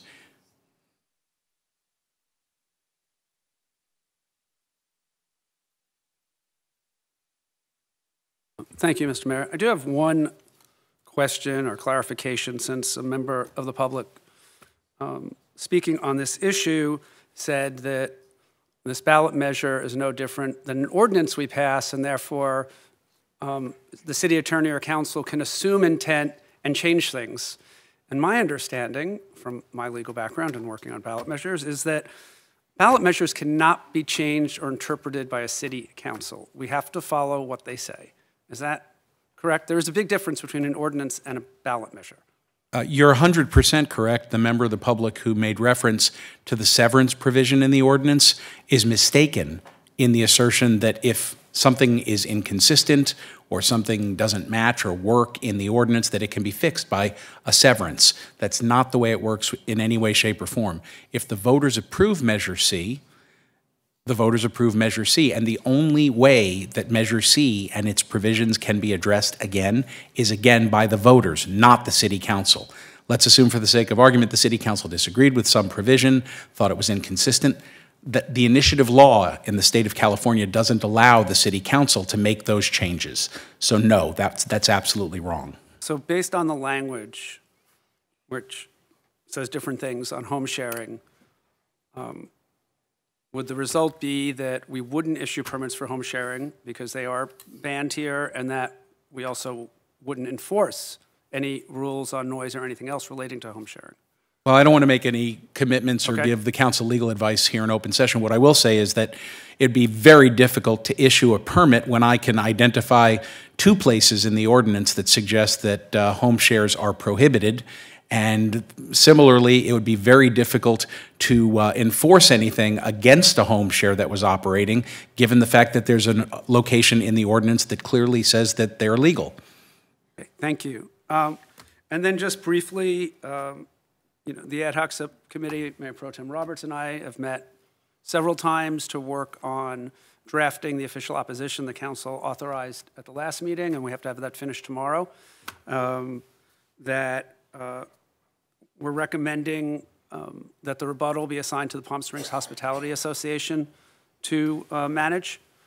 And those were the 2 main things. You may have more to add to that. No, that's exactly what I was going to say. Push a bit.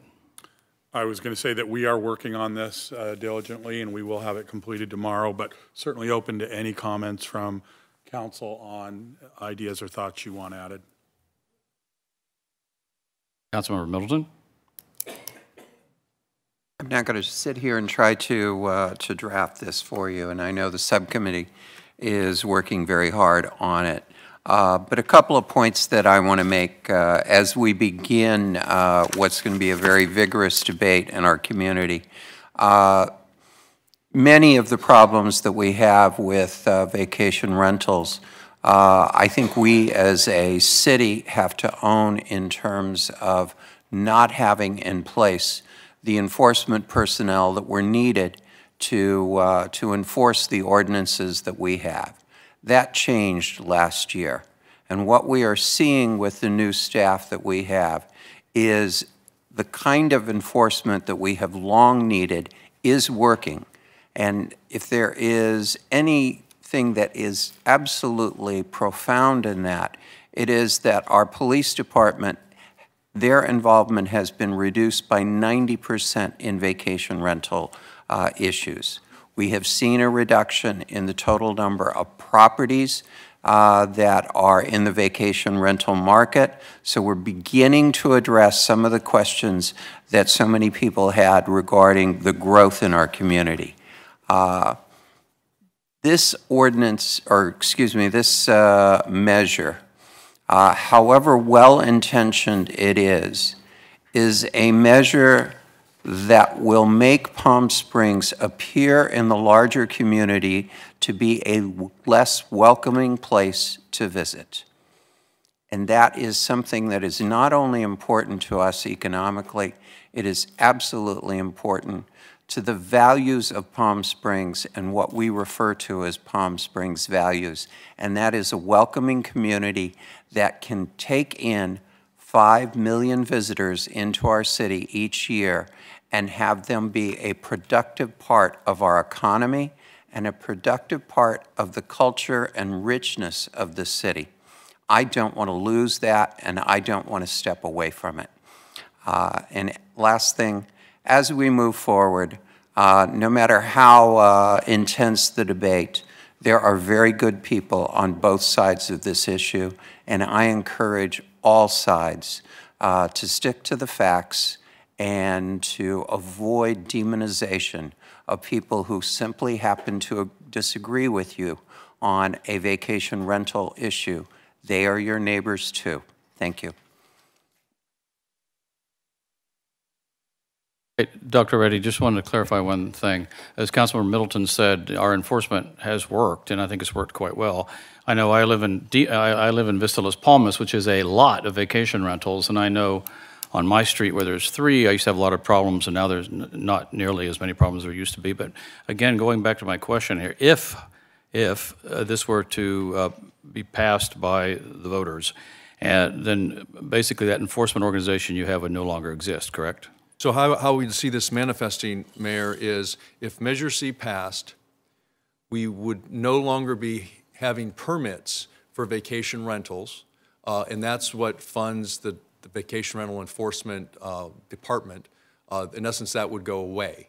And then what we would be left with, primarily with those calls that we would get, because there would be those that were operating illegally, and then those that maybe would be operating on leased land, allotted land. The police would have to go back to addressing those, and as Councilmember Middleton indicated, the police calls have reduced substantially. It's freed them up to do other things. We'd be back in that same predicament. And we certainly would not be able to be proactive as we are today. Mayor Pro Tem Roberts. Thank you, Mayor. I also wanted to add to what Dr. Push your button again.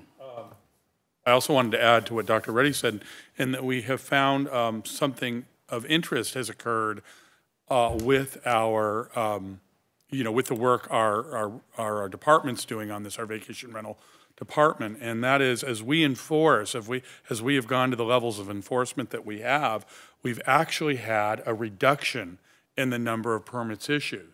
So this was one of the things that Councilman Kors and I hoped in writing the original policy for the vacation rental ordinance, is that we would slow down the number of permits. So vacation rentals are nothing new in the city of Palm Springs. The problem became that we developed a potential problem when we ended up with over 2,000 of them. My understanding now is that we're down to 1,800 plus. So we've actually lost almost 200 or more than 200 permits in the process. So besides having incredible success with enforcement and the drop of calls, as Councilwoman Middleton pointed out, and we are no longer wasting our valuable police officers' time dealing with this issue, we've also had a reduction in permits. And that all points to one thing. The ordinance that the city is currently using is working, and it's working quite well. And we have seemed to come to a balance in having this not be the pot of gold at the end of the rainbow for everybody, but really as a secondary use of their homes for retirees and other people who may need this income, or people who simply could not afford to have a second home in Palm Springs without the ability to rent it out sometimes. You know, at the end of the day, we've always been a resort community. We don't grow corn or we don't build cars. We make money from tourists. And when we start sending our tourists away and telling them they're unwelcome, as Councilwoman Middleton pointed out, we're going in a whole new direction for Palm Springs, a direction that we've never gone in. So I can assure you that Councilman Kors and I are working diligently on a rebuttal and a response, and hopefully we'll do you proud. And I'd like to add one more thing to what I said a while ago. Living in Vista Las Palmas, and everyone who spoke tonight from Protect Our Neighborhoods are my neighbors. And I understand what they're saying, and I can certainly have sympathy, and I think all of us probably do.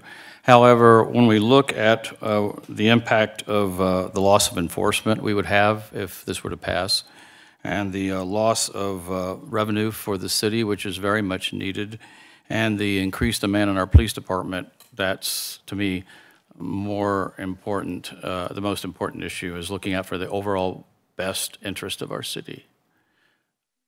Councilman Kors?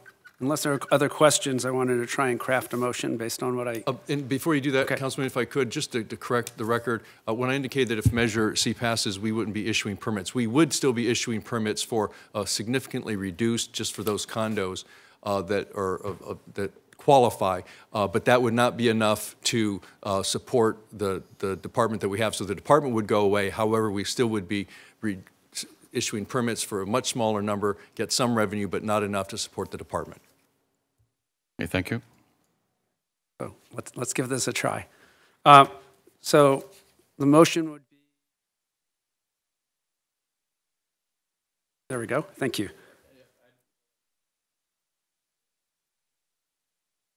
Okay, so we'll have to come in and practice.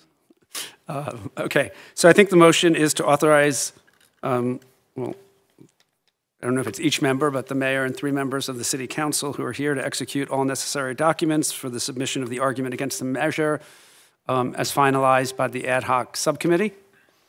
To authorize the rebuttal opposition to Palm Springs Tourism Association. Is that? You had said PS Hospitality. Oh, sorry, PS Hospitality. Yes, that's the right one. Sorry, I didn't mean to scare you there, Mary Jo. To Palm Springs Hospitality Association. And I don't know if we continue or appoint the ad hoc committee to continue to work on this issue related to the ballot measure, to the extent the city will be involved in other ways. Yes, to the extent that you'll be finalizing that argument and filing it with the city clerk tomorrow, the continued work would... Right, and anything else we might do on this? Anything else that is appropriate and necessary in the eyes of the subcommittee for the city's interests, yes. Could you clarify that deadline again, when that has to be done by? Tomorrow. Tomorrow, okay. Tomorrow. So by we end of heard business. comments, which are great. We will finish it. It's close. Okay. Thank you. And just for clarification on the rebuttal, so you're going to be assigning it to PS Resort Associations? No, Palm Springs Hospitality Association. Palm Springs Hospitality Association. They're going to be able to determine who the 5 signatories to the rebuttal will be, and you're giving that authority to them? Yes, that's the motion. Okay. Do we have a motion to approve? Made by Councilmember Kors, seconded by Mayor Pro Tem Roberts. Motion is on the floor. There's one other item. As Dr. Reddy indicated, the 9212 report was amended tonight. You got additional information. You'd be receiving and filing that report as delivered tonight by Dr. Reddy. Is that, or is there a written form still coming? The revised written economic development report would be at the next meeting. Next meeting, then remove what I said, sorry. Okay, motion's on the floor. Motion passes 4-0 with Councilmember Holstead recused. Okay, thank you very much. The next item, item 5C, Palm Springs Tourism Update. We have a presentation, Dr. Reddy? We do. Mayor, members of council, with us this evening are our Tourism and Convention Center staff from SMG, Mary Jo from Tourism, and Jamie Canfield from the Convention Center. And they're going to do their annual presentation. On the Convention Center. They're going to update us on Convention Center and tourism business, what they've been doing. They have a presentation with a couple videos, and it's pretty exciting. And why don't we get started? Thank you.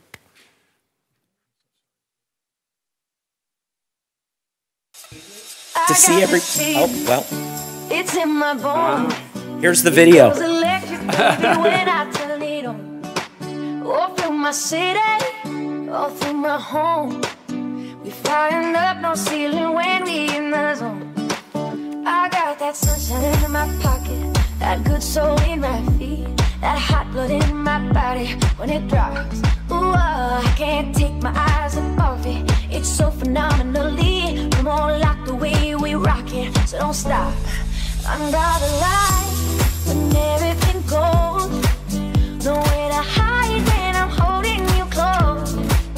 When we move, well, you already know. So just imagine, ooh, there's nothing I can see but you when you dance, dance, dance. That good girl creeping up on you when you dance, dance, dance. All those things that I shouldn't do when you dance, dance, dance. Ain't nobody leaving, so keep dancing. Can't stop the music.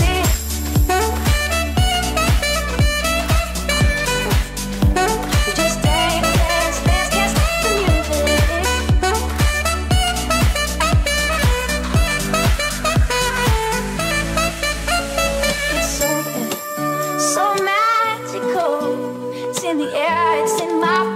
just you know. Don't need no reason, I don't need control, no. I get so high, no ceiling when I'm in my zone. Yeah, I got that sunshine in my pocket, that good soul in my feet, that hot blood in my body when it stops. Oh, I can't take my eyes off it. It's so phenomenally, no lock the way we rock it. I don't stop under the light when everything goes. Nowhere to hide when I'm holding you close. When we move, well, you already know. So just imagine, ooh, there's nothing I can see but you when you dance, dance, dance. And the good creeping up on you when you dance, dance, dance. And all the things I shouldn't do when you dance, dance, dance. Ain't nobody leaving soon, so keep dancing. I can't stop the music. Just dance, dance, dance. Can't stop the music. Just dance. Can't stop the music.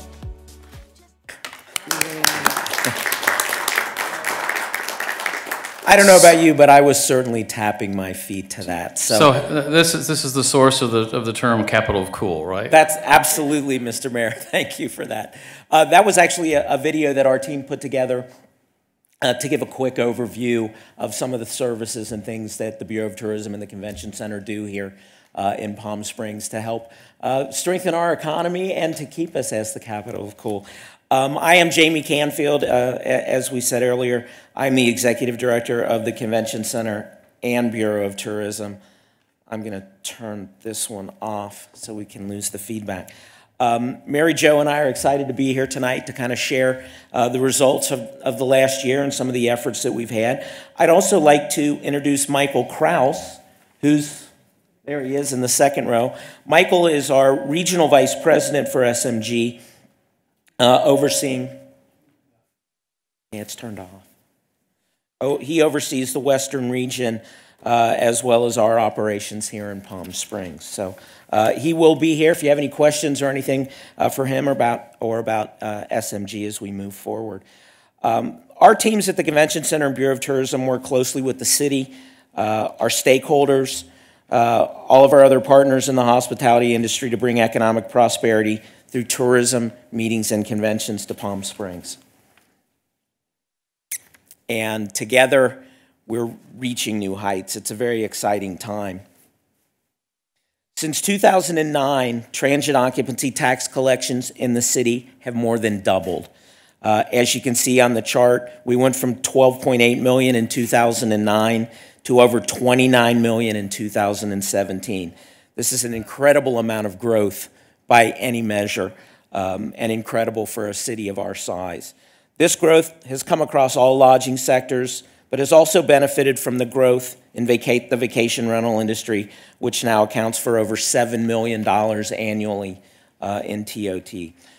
The TOT also makes up a significant part of the city's overall budget. The increases in visitors staying in our hotels and vacation homes are also driving the economy. Sales tax collections, including Measure J, have grown to nearly $26 million. If you think about it, this represents nearly $1.4 billion in taxable retail sales in the city of Palm Springs, which is incredible for a city of our size. The hospitality industry has also continued to flourish. We've seen incredible growth in our hotel statistics valley-wide. We're showing year-to-year growth in occupancy, average rate, and revenue per available room, or that's what we call RevPAR in the industry. As David mentioned, we're SMG. We manage the Convention Center and Bureau of Tourism under contract with the City of Palm Springs. Our mission is to attract convention and leisure visitors to the city through convention sales and by reaching leisure or individual customers to come and play in Palm Springs. Once they arrive, we oversee the operation of both the Convention Center and the 2 visitor information centers to make sure these visitors are taken care of during their stay. I'd like to turn this over to Mary Jo. I will let her regale you with some of the great work that our Bureau of Tourism is doing, and then I'll be back to talk about the convention center. Good evening, council, staff. The Palm Springs Bureau of Tourism is the city's official destination marketing organization, or DMO. In order to promote our city around the world, we need a face and a personality that we show to potential visitors, i.e., our brand. Then we use that brand voice to create marketing and public relations programs that create out-of-market awareness of our city and our tourism partners. We concentrate primarily on the drive and the nonstop flight markets, as well as the international audiences that visit in the summer. As Jamie mentioned, in addition, we operate the city's 2 visitor centers on Tram Road and at the Wellwood Murray Memorial Library. Let's start with the visitor brand. We began by identifying facets of the city's growing reputation and personality as a fun, bright, creative, and cool place to visit. We talked about attractions, small hotels, the great vibe, and of course our mid-century modern architecture and design. Like No Place Else was born from visitor research. When our visitor surveys contained responses such as, "I've never seen a place like this," "Palm Springs is so different from anywhere I've ever visited," and "the sunshine, mountains, the walking boulevard, the fun and friendly attitude are very unique." As we moved into the digital space, we realized we needed less text, larger images, a shorter yet enticing message, and a new signature font to help visualize what makes Palm Springs so special.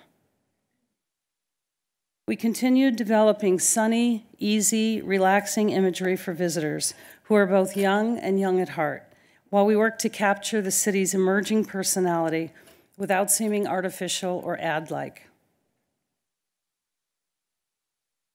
We developed seasonal campaigns, such as the Summer of Color that you saw in the intro video, and our Endless campaign here. We're not specifically directing someone on things to do, but rather inviting them to discover the endless summer and endless possibilities in Palm Springs. Now, we don't just create images. The point is to promote the brand. We use print, digital, radio, and television advertising to create curiosity to look further. Each year, we look for new opportunities to further our reach. In this case, we've shown an increase from 1.5 billion to 3.7 billion ad media impressions over the past 3 years. Each of the upcoming tourism slides that you'll see also gives a glimpse of the past 3 years, from 2015 to 2017. Through our public relations efforts, we're able to garner maximum exposure for our dollars spent. We work with writers to help facilitate curated content in a wide variety of publications and social media outlets. The content we create includes not only our stories, but photos and video that we then share with our partners in the city. You can see how these efforts have paid off as we've increased the ad value equivalency over 100% with national and international coverage. Our social interactions and level of engagement continue to expand, a 275% increase to 110,000 as more visitors and lovers of all things Palm Springs get in the conversation. Fans subscribe to our monthly e-newsletters through the website. We collect opt-in emails at consumer trade shows, and we use opt-in travel websites to help build our database. We've grown from 100,000 to 318,000 current subscribers. We let them know about upcoming events, new business openings, and give them travel ideas to inspire their visits. We distribute the convention center calendar and newsletter to stakeholders and meeting planners to keep them up to date on events and conventions. Visit PalmSprings.com, visit GayPalmSprings.com, and PalmSpringsCC.com are designed to provide information through stories in the forms of articles and blogs. The sites provide background and history of all things Palm Springs, such as our tribal heritage, our celebrity history, our design sensibility, and more. The event calendar links directly to each event website and each of our over 700 tourism businesses are provided their own profile page and a login that they can even update themselves. We average about 2 million sessions per year. One of our goals is to maintain referrals or outgoing clicks to these businesses by bringing 1.2 million visitors each year to their virtual door. Travel industry sales is a large part of the industry landscape. This is the space that travel buyers occupy. The destination management organization industry has international, national, regional, and local efforts, all working to promote what's within their scope. In our case, we work closely with Visit California and the Greater Palm Springs CVB to identify opportunities to bring travel buyers to Palm Springs. These partners work at the 5,000 and 10,000 foot levels, while we're the boots on the ground as Palm Springs destination professionals. We work primarily with tour operators and travel agencies who are interested in sending visitors to Palm Springs by educating these staffs and placing our city in their programs. In addition, we've built a database of over 5,000 travel professionals that we reach out to through newsletters to let them know what's new and what's coming to Palm Springs.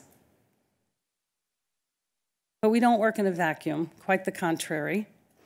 The PB&J, or the Planning, Budget, and Joint Task Advisory Committee, was set up to ensure that tourism partners in Palm Springs are involved in all aspects of what we do. These are the 3 committees that participate with us to make sure that our marketing programs are on target. We play a supporting role in assisting the city in a variety of marketing efforts, such as the administration and support for the Small Hotels T-Bid program. We plan and execute the annual Best of the Best event, honoring front and back of the house hospitality employees in Palm Springs. We develop print ads for the various events and organizations that the city sponsors. We've assisted the airport with their local outreach to increase awareness to Coachella Valley residents to use our fabulous airport. And we assist the city with photo and video needs that arise throughout the year. So here's a quick video.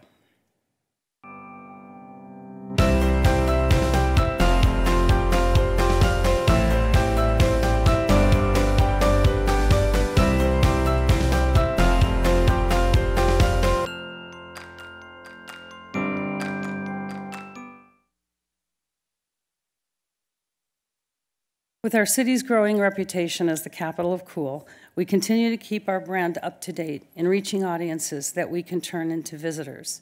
So you can see some of the things that we're working on now to incorporate the new city additions into the Palm Springs story, continue our ad migration from print over to digital and mobile, continue to build an additional photo and video library, and complete development and rollout of our enhanced visitor app and website.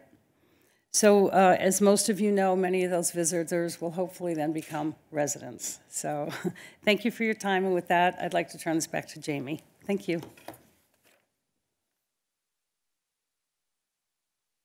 We've got even more videos, so oh, thank you, John Michael.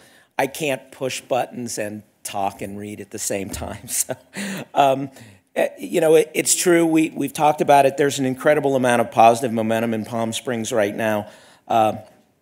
That's also happening at the convention center. As a matter of fact, for those of you that have been around town for the last few days, you've seen a lot of folks walking around with badges on. We have our largest annual citywide convention in town right now, which is ESRI.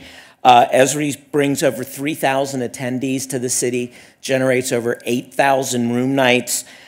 Just at the convention center alone, in the 8 days that they're here, about $1.5 million in revenue for the convention center.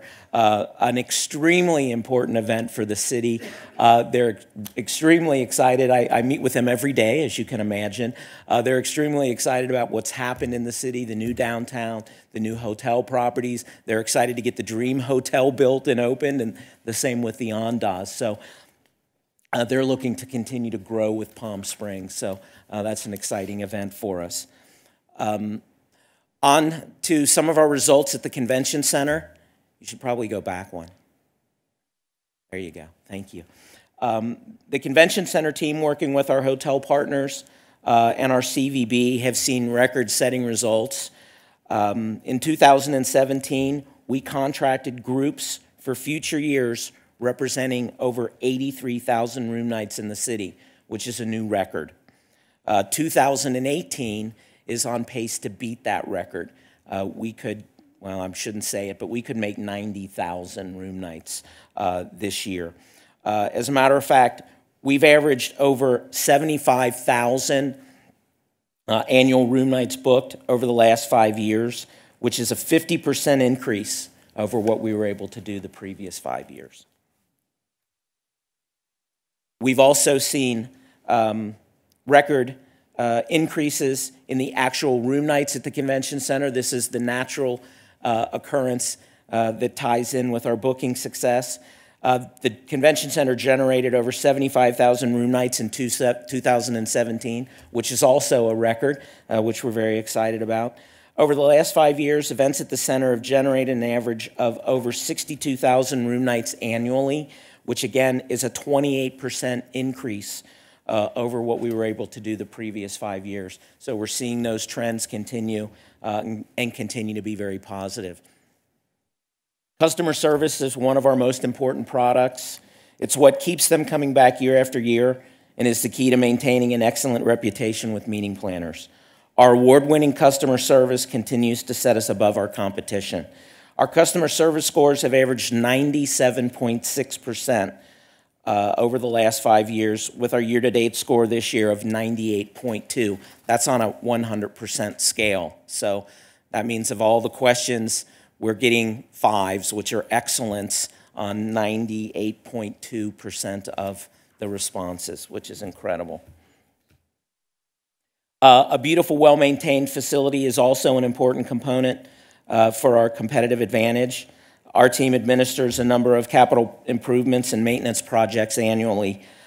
In addition, as part of SMG's last contract renewal, SMG provided $500,000 in capital funding for much-needed aesthetic and infrastructure projects at the center, including lobby and corridor restroom renovations, as well as upgrades to our central plant. And we actually even added separate HVAC to our administrative offices to allow us to operate much more efficiently, not have to run the entire central plant in order to just use our small office area.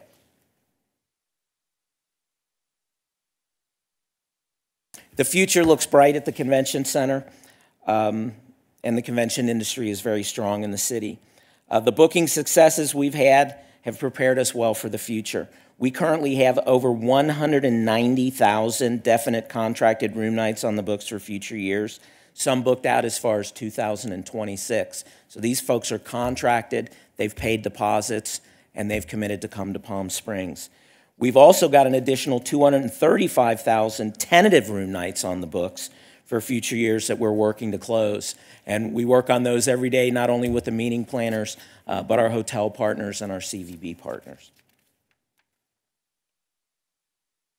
I've been talking a lot about partnerships, and that's obviously a very important part of everything we do here. These are just a few of the great organizations that work together to help Palm Springs grow. Together, we've learned that we can do great things and have great successes.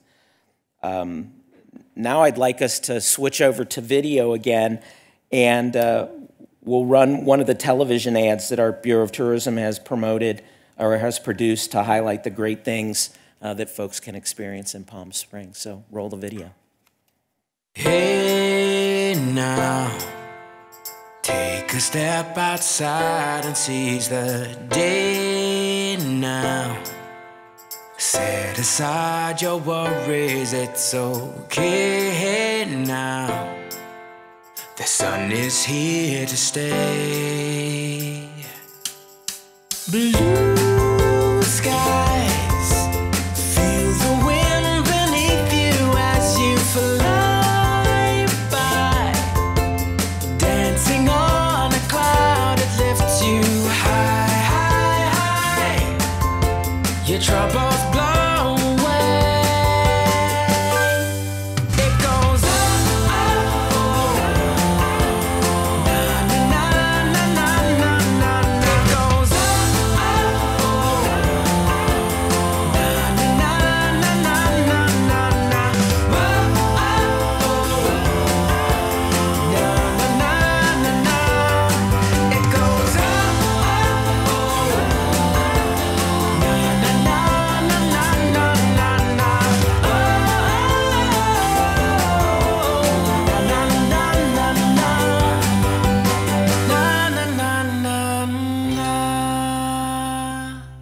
play in Palm Springs. Go to visitpalmsprings.com. Every time I see that, I want to get out there to that oasis, you know, and tiptoe through through that creek. I've talked a lot about partnership tonight, and we certainly appreciate the partnership that SMG has with the city of Palm Springs. We've been in place here for many years, developed a lot of great relationships and a lot of great history here in town. I do have one other video that we do definitely want to share tonight. And this is a video that was actually produced by our partners at the Greater Palm Springs CVB, working with ABC, and it's related to the Academy Awards that just happened. This is a video that played multiple times and also during the red carpet broadcast of the Academy Awards. So everyone that tuned into the Oscars got to see not only Palm Springs featured, but they got to see one of our highest profile events in the city, and that's the Palm Springs International Film Festival, which, as you know, is one of the key events that's a lead-in event to the Oscars. And if we can roll that video, wait till you see what the stars have to say about it.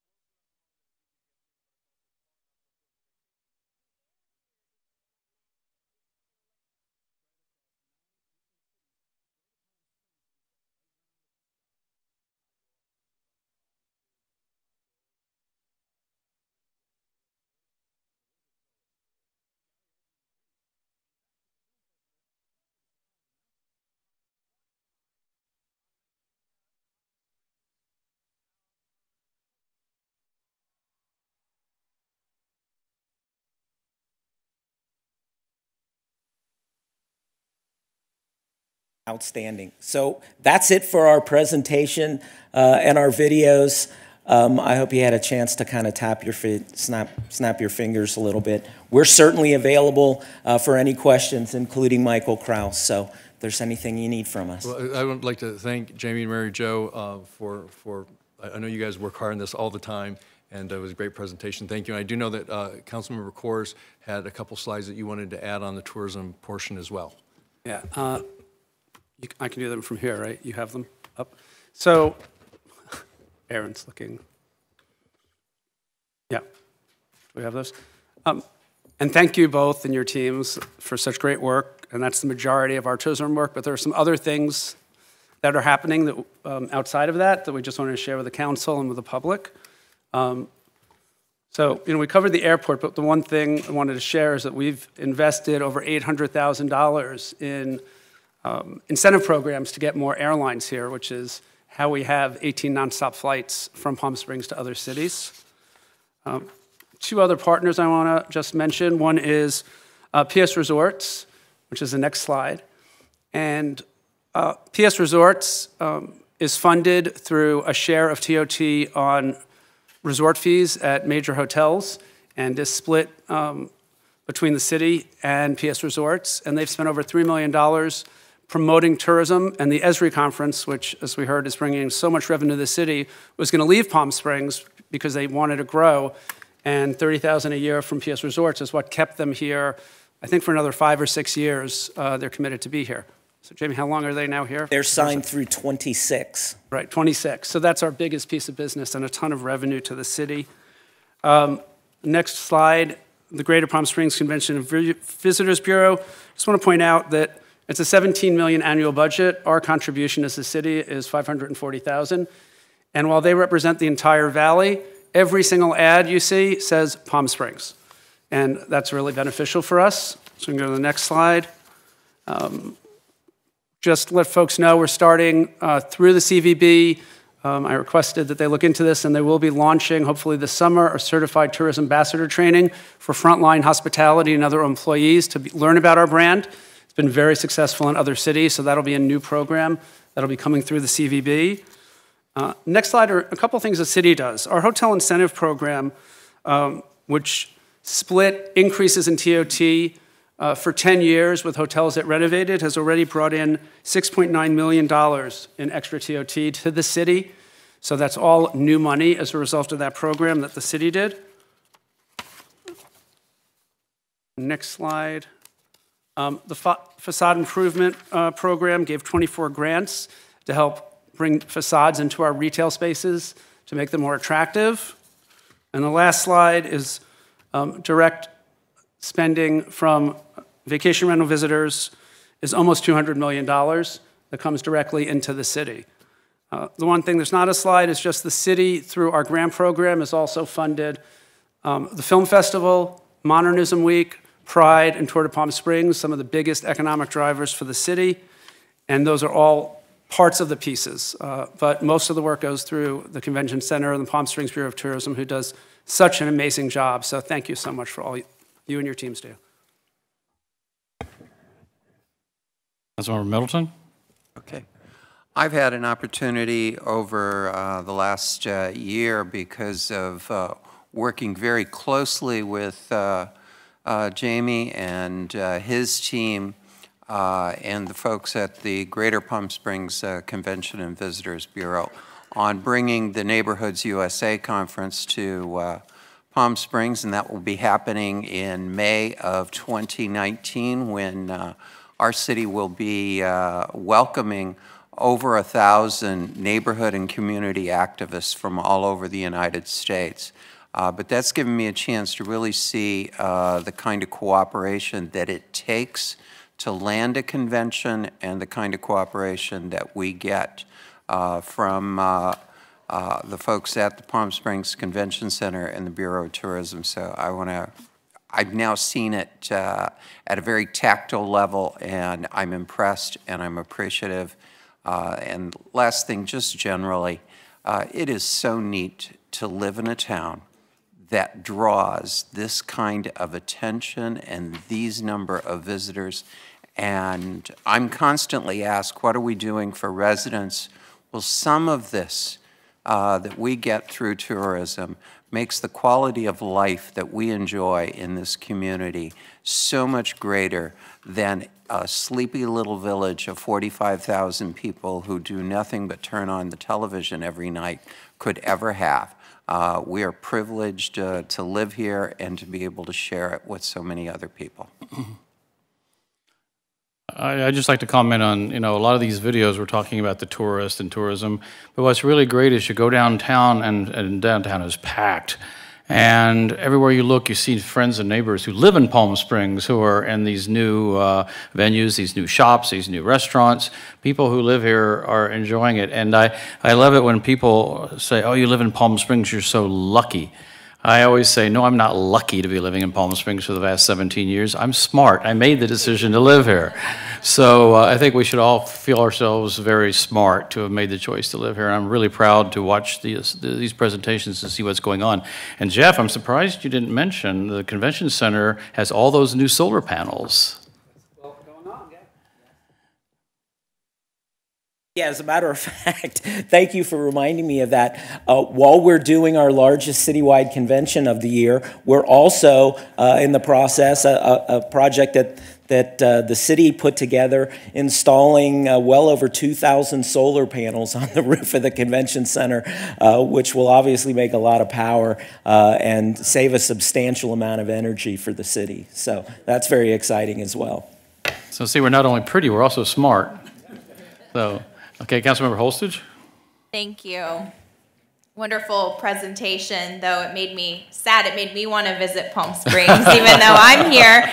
And it made me sad that I'm sitting in this room instead of enjoying all that our city has to offer. I agree with my fellow council comments. Thank you so much for your work. It's really, really important work. You know, the benefits we get as residents that you bring in are just, it's hard to quantify that. It's really, we have world-class amenities here for residents and tourists alike, and we're lucky to live where lots of people come to vacation.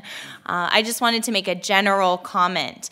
It's really incredible to watch what the city has done, what the city staff has done, what prior councils, what our city manager has done to get us to this point. I think when we've been in this you know, part of the market where it's business is booming, you know, it's easy to take that for granted, but it's, and to think that that just happens naturally. But you see presentations like this and you really can understand the amount of work and planning and long-term planning that the city has gone through and that people are working on every day to make that a reality for us. And so I just wanted to make a comment for the public who might think that it's random or happenstance or just the economy. I mean, these are concrete initiatives like the TOT rebate program that the city initiated, lots of these programs that you highlighted that have gotten us to this point. And I don't want to lose sight of that as we, you know, plan for the future, that it might not always be the best economy that we're in right now for the city of Palm Springs, but we really can, you know, we have great people working on it, and we're really fortunate to have the staff and the people that you know, serve our city on these types of economic development and tourism drivers. So thank you for your work. Okay, are we ready to go to the next item? Okay, thank you, Jamie. Thank you, Mary Jo Ginther. Appreciate it. Not only thank you for the presentation, but thank you for all your many years of hard work to take Palm Springs to where we are today. Next item is public comment on non-agenda items. This time has been set aside for members of the public to address the City Council on items of general interest within the subject matter jurisdiction of the city. Although the City Council values your comments, pursuant to the Brown Act, it generally cannot take any action on items not listed on the posted agenda. 2 minutes will be assigned to each speaker. We have 5 people who have requested to speak. The first one is Lexi Martone, followed by Alan Worthy, then Daryl Terrell. Hello. As I know some of you probably know that my father built this town. He built the airport here. And I go back and forth from Palm Springs to Paris because I've had some of you in France. Why is the airport called PSP? Palm Springs to Paris? No, okay, never mind. I came here because I live on Camino Real, and that was a main road that went up to the Canyon Hotel that was destroyed at Indian Canyons, which was one of the first golf courses here in the valley. And the road is like this. And we had a terrible accident at 3:30 in the morning not too long ago, and I've spoken to the police, and they said I need to say something to the city to see what we could do, because it's just a really dangerous street where they put up a sign that said, you know, you're speeding at 55 miles an hour on Camino Real. But in fact, as soon as the sign's gone, they're going much faster than that. So we were asking as a neighborhood if you couldn't put some speed bumps there or something. I don't know. I was just asking you that.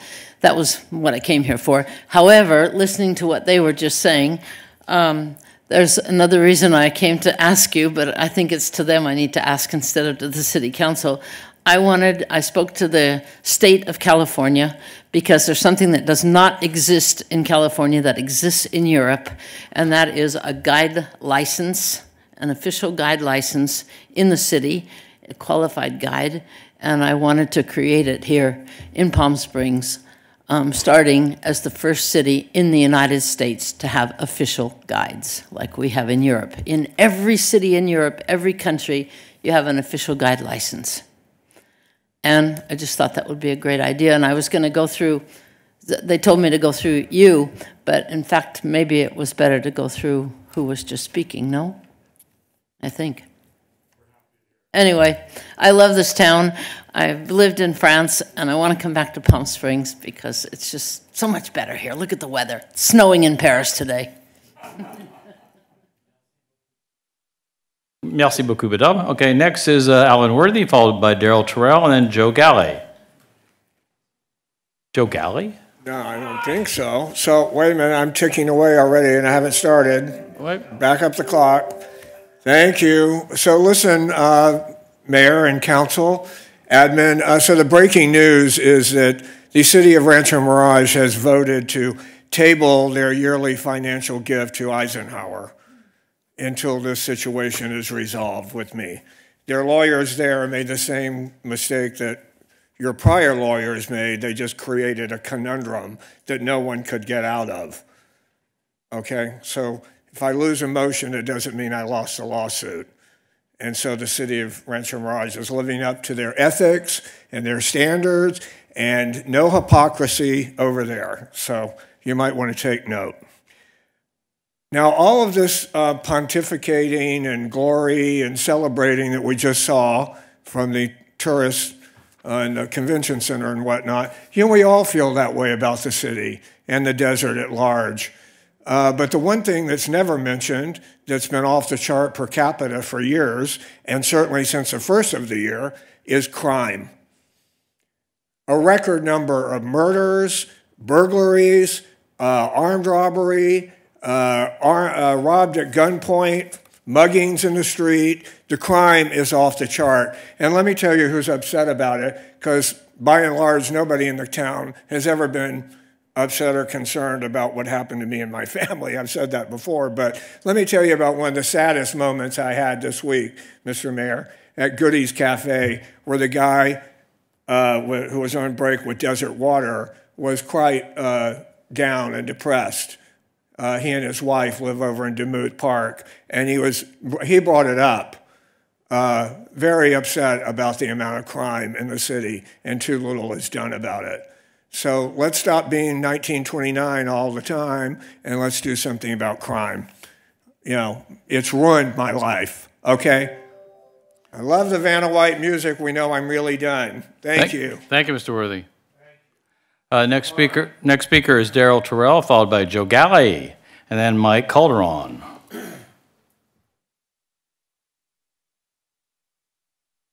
Hi, my name is Daryl Terrell. I'm from Reno Valley. Last week, students, teachers, and staff returned to Stoneman Douglas High School after a heartbreaking tragedy. In the midst of indescribable violence, in the face of incomparable evil, we saw hope in those kids. It moved those kids to see light when they attempted only to see darkness. It transformed their fear into courage. It energized those students in starting a ripple of hope that is sweeping this country. What a reminder of what Robert Kennedy once said about how small actions can be like pebbles being thrown into a still lake, and ripples of hope cascade outwards and change the world. These kids remind us that hope is real and change is possible. Think of how many times ordinary people, united as one, pushed against those walls of oppression and resistance. Think of how many ripples of hope it took to build a mighty wave to bring down the walls of segregation or bring human rights to this whole country. However, to change the conscience of this nation, it's going to take a mightier wave of moms and dads. It's going to take a mightier wave of daughters and sons. It's going to take a mightier wave of pastors, law enforcement, school district, mental health professionals. And yes, it's going to take gun owners standing up on behalf of our kids to make their schools safe. When people of every color, and every religion, and every faith, and every station stand together and find it in their hearts to do the extraordinary things, then in the face of impossible odds, people can change it. Thank you. Thank you, Mr. Terrell. Our next speaker is Joe Galley of KESQ, who was recently made famous by the Palm Springs Library chairs when he was on Jimmy Kimmel Live. For 3 years, I've always wanted to do this, and this might be my last chance to ever do it. So I thought I'd give it a shot. So I do want to give all credit of my career success to you gentlemen here and you ladies here for setting up some chairs that needed some desperate attention. And for that, I'll be moving on to Texas. But I just want to say, I joke a lot with the friends back in the newsroom. I call myself the LeBron James of municipal meetings. And the only way I'm able to call myself that is because of the marathons that you people put me through every other week. Why you have to start at 6, I'll never know. You could start at 4. Other cities do. You guys could be done by now. Wouldn't it be nice to be home? Well, you could start. You know what I'm saying. You could start the public part by 4. I'm just saying. But I just want to say it's been fun. It's been nice knowing you folks. And I'm moving to Texas where I can afford to live. It is what it is. But I appreciate it. And I'll see you down the road. Bye. Thank you. Our loss is Texas's gain. Okay, next speaker and last one who is requested to speak is Mike Calderon. If anyone else wishes to speak, please put a card into the city clerk at this time. Evening, Mayor, Council folks, and city representatives. My name is Michael Calderon. I represent the residents of the historic North Tennis Club, and we're basically the 42 homes at the west end of Ramon. Also include the streets of Camino Calidad and a couple other streets there. We, by way of traffic calmness procedures, submitted a community action request form to have the incredible amount of traffic generated by the North Lichen Trailhead parking lot, to have some action done to mitigate the increase in volume of traffic in that area, crime, homelessness, and invasion of our privacy.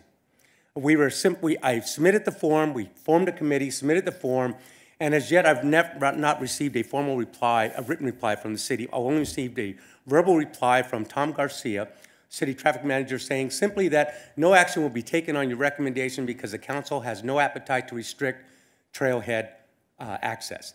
Let me state again, our committee was formed to relocate the trailhead parking, not restrict trailhead access. We are hikers. We love that trail as much as everyone else. We appreciate the value it brings to our city for tourism. However, that trailhead parking lot is for, the trailhead's for hikers, not for cars. The city took action in February of 2010 to create a parking lot there, what used to be an equestrian-only parking lot, dusk to dawn. Now it has 12-car parking. We have recorded with video surveillance up to as much as 800 cars per day. We, on average, get more car traffic than the parking lot does at the tram parking lot. We are not a tourist attraction. We are not Disneyland. We are offering to work with the city to be heroes in solving an acute problem which you have already addressed with the South Lichen Trail parking, relocating that parking, and also with the Mirror House parking. My issue is just to raise awareness on this and to let you know that we are not accepting the council doesn't have an appetite to restrict trailhead access. Okay, thank you, Mr. Calderon. Any other speakers? Seeing none, we will close the public comment for non-agenda items. City Council and City Manager request an upcoming agenda development. Anyone wish to address this? Councilmember Middleton? Try to push your button again. And I would also note, Cindy is passing out an updated tentative meeting schedule. Okay. Couple of items that, and one following up on Mr. Calderon. In addition to the Lichen Trail, I've also been receiving telephone calls from individuals in the Araby Cove neighborhood regarding trailhead parking for folks going on those trailheads. And I think it's simply a reflection that we have so many more people visiting our city and visiting for the purpose of going on hikes on our wonderful trails that we do have.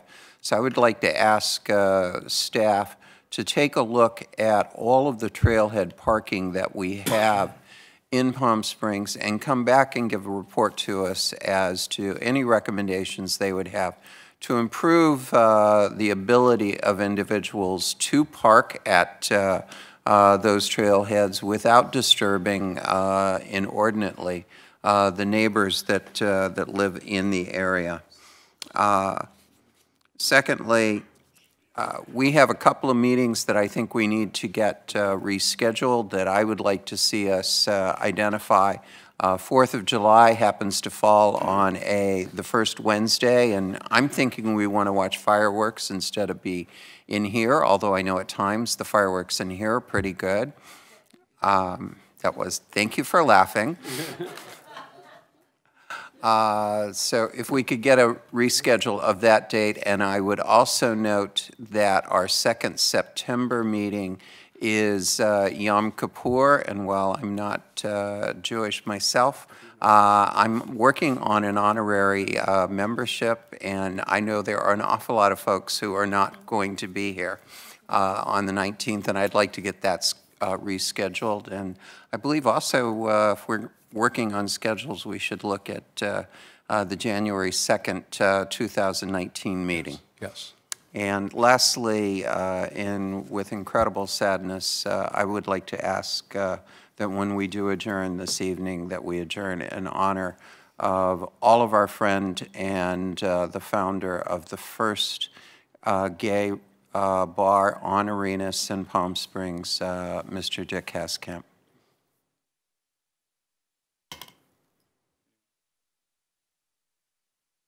Anyone else? I have a request.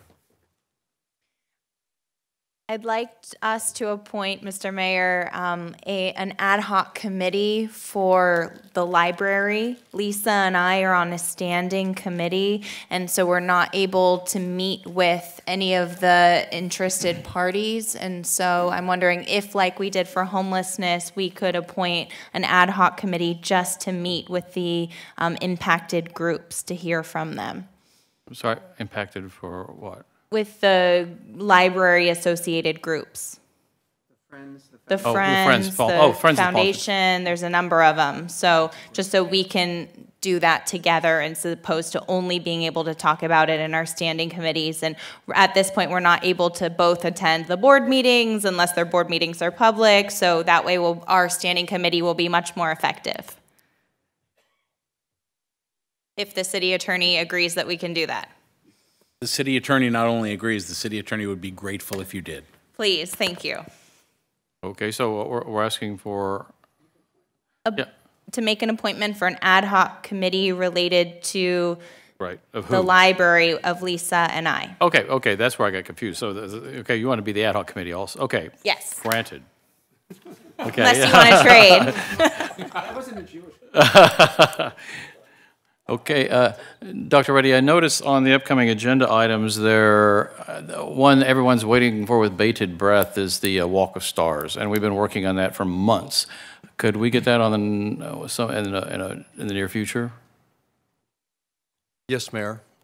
Thank you. Or how about even sooner than later, March 21st? We have quite a queue of people. Can we get it cooked fast enough for that? We'll make it so. And Mayor Pro Tem and I are on that subcommittee, so we'll make ourselves available for anything you need for any more meetings. And we just can't wait to do it. Oh, yeah. So I will communicate with the subcommittee on the status, and a little bit of direction would be helpful. Okay, great. Okay, thank you. Anything else for the city manager? Mayor Pro Tem, you got your button pushed, did you? Okay, next item is adjournment. Are we ready? Okay, a new record. The city council will adjourn to the next regular meeting Wednesday, March 21st, 6 o'clock p.m. Council Chamber, City Hall, preceded by a closed session.